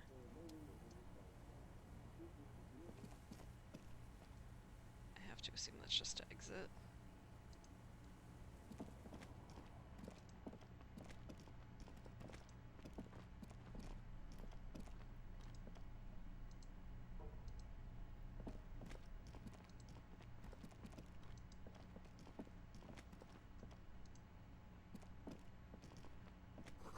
the beam of flashlight a crevice in the wall.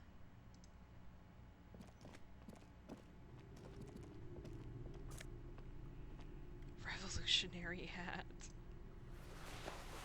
Stale fabric smell and dust. No one slept in here in months, maybe years.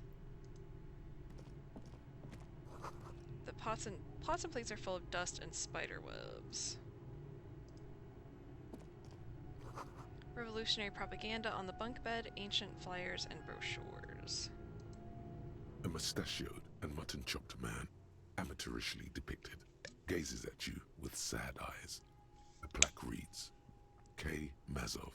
There is a spider web in the lower left corner of the portrait. Brush the dust off the portrait. Years' worth of dust is shaken off. The full head of hair, matched by an ample moustache and sideburns, look a bit silly. Someone crouches, heels digging into wet sand. Hands sweep across the sand. Grains sticking to the frayed skin of the fingertips. An old man sits on a slab of concrete and taps his fingers against the glass of a scope. You shudder. Interesting. Look, Kim, it's Comrade Mazov. Yes, I can see that. Looks like some communists were hiding out here. They left a long time ago. The lieutenant does not seem to share your enthusiasm. A long time ago? How long? Half a century? This was probably part of the network of defense posts the communards built against the amphibious landing. I think the purpose of this bunker was to produce propaganda. It would have had radio equipment back then, but that's all been looted.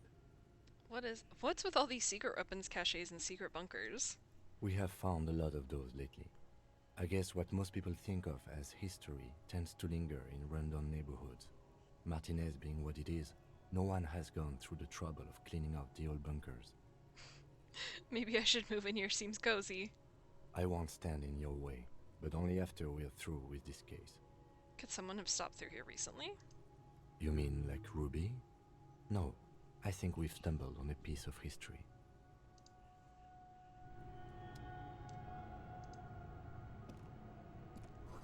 The same slit window you saw from the outside. Could this have been the killer's hideout?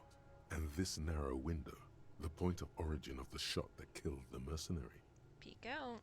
The lights of Martinez shine coolly in the clear night. Could the killer have used this as a hideout? It's a great place to hide, and Mazovianism and murder are certainly not mutually exclusive. But there hasn't been anyone here in ages. Kim, I can't see the whirling in rags. The shot didn't come from here. Indeed. No one could get a clear view. Well, at least we've been thorough. I like thorough. The lieutenant's voice betrays a slight disappointment, which he glosses over by reasserting control. In fact, I think we're done with this bunker. After you, officer. Why is it so A mustachio and mutton. Okay. Alright. Well, I got a little hat. Now that I've done my organizing. Oh, look, it perfectly went where it should. +1 to Mazovian socioeconomics, friendly neighborhood communard. An Ushanka with a Mazovian logo, a pair of deer antlers on its silvery white front, your ears feel cuddled and cared for by the state. Oh my god. I think we'll leave it for now. Determine where a shot came from. Took something out. Wonderful. We'll save. I don't know why I'm being so nervous in here when I haven't been for a lot of it, but I think I might try to stop soon because I'm hungry, but I also really want to, like, check this out. This feels like a lot of progress. Boot prints in the sand. One of the soles appears more worn than the other. That was a thing we learned about. Oh, hang on, what's my thought? No. The tunnel collapsed, you'll have to find another way around. What was the thought? There's something in the air, an unnatural buzzing.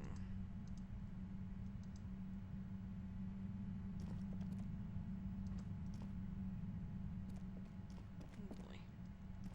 Okay, let's maybe not run through that. We'll get there.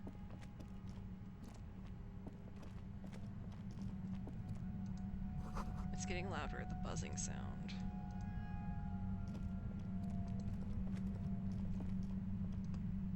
it is again, like a swarm of hornets buzzing under your scalp.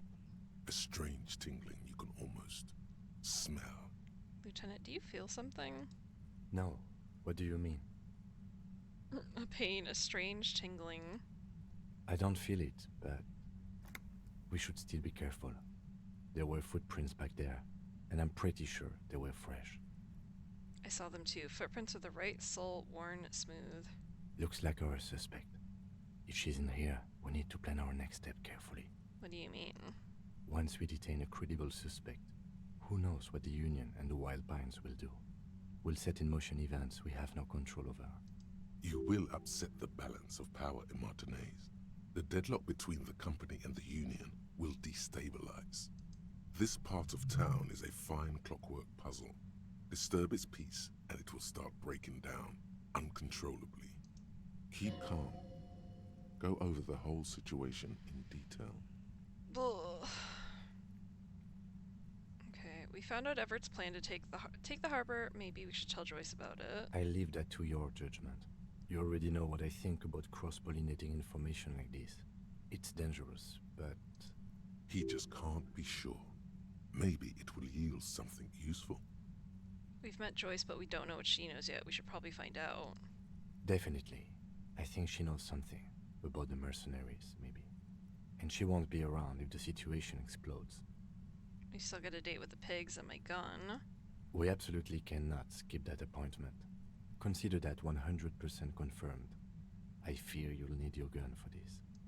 His hand rests on his holster. It's not enough. You need a gun in your hand too. Your gun. Alright, how bad do you think things could get? Well, we are not responsible for what we can't predict, are we? I don't think the entire city will be razed to the ground. He smiles in the dark. If you can't predict it, there's nothing you could have done. What do you think is waiting for us there? I think I see a cavern. Maybe more cellars? I think we've been careful enough. We still have the element of surprise. I wouldn't be so sure. You haven't exactly been sneaking. Or maybe not. Either way, once we go deeper, there will be no turning back. Okay, so we're definitely leaving then. Because I am not ready. If that's endgame-ish, then I still gotta ask a lady on a date. Oh god, I'm sorry, Kim. I left you in a position that's making you. Okay, enter the cavern when you're ready. Note, Union and cryptozoology business might end when you do. Alright, I already ended cryptozoology. At least it seems like I did. Okay. So, Ruby feels endgame.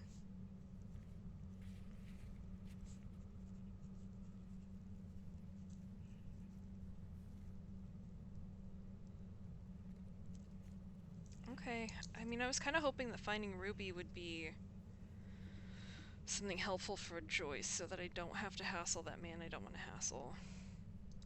But I might not have a choice. Okay, well, let's get the fuck out of here. I'm not ready to be done. I have things to do. I mean, I should really think about what feels important to do at this point, but...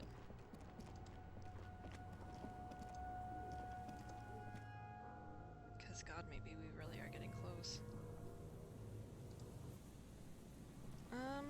Alright, let's take that as a sign to stop for now. Because I'm hungry. And we did play, I mean, almost as long as I normally do. I normally seem to play another hour, but... We might have gotten to an endgame point, which is a little stressful considering that I feel like Ed can literally see that I have a billion fucking things to do. I didn't even sing karaoke yet. God, there's a part of me that like wants to Google where to find a karaoke tape, but like I also don't really want to do things like that.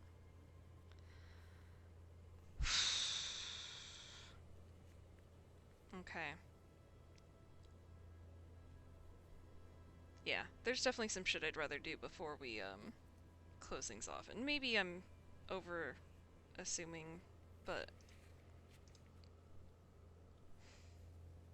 all the same, that seems like that's a big deal. If it's not endgame, then it's at least major plot movement, so we'll try to do some other stuff first.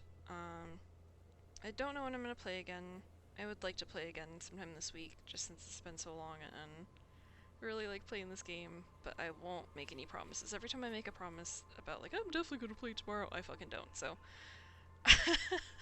I have so many things to do. I have so many things to do. So I won't promise anything. I will just tentatively say I'll try to play again before next Sunday, because that would be great. But thank you for being here. It was nice to stream again. It really feels like it's been way too long, because it has. I at least shouldn't fall off of Sunday schedules again for the foreseeable future, so love that. I might have to start thinking about what I'm going to play after this if we're getting close to the end. We'll have to see. Yeah, thanks for hanging out, thanks for being here, and I will see you soon. Bye!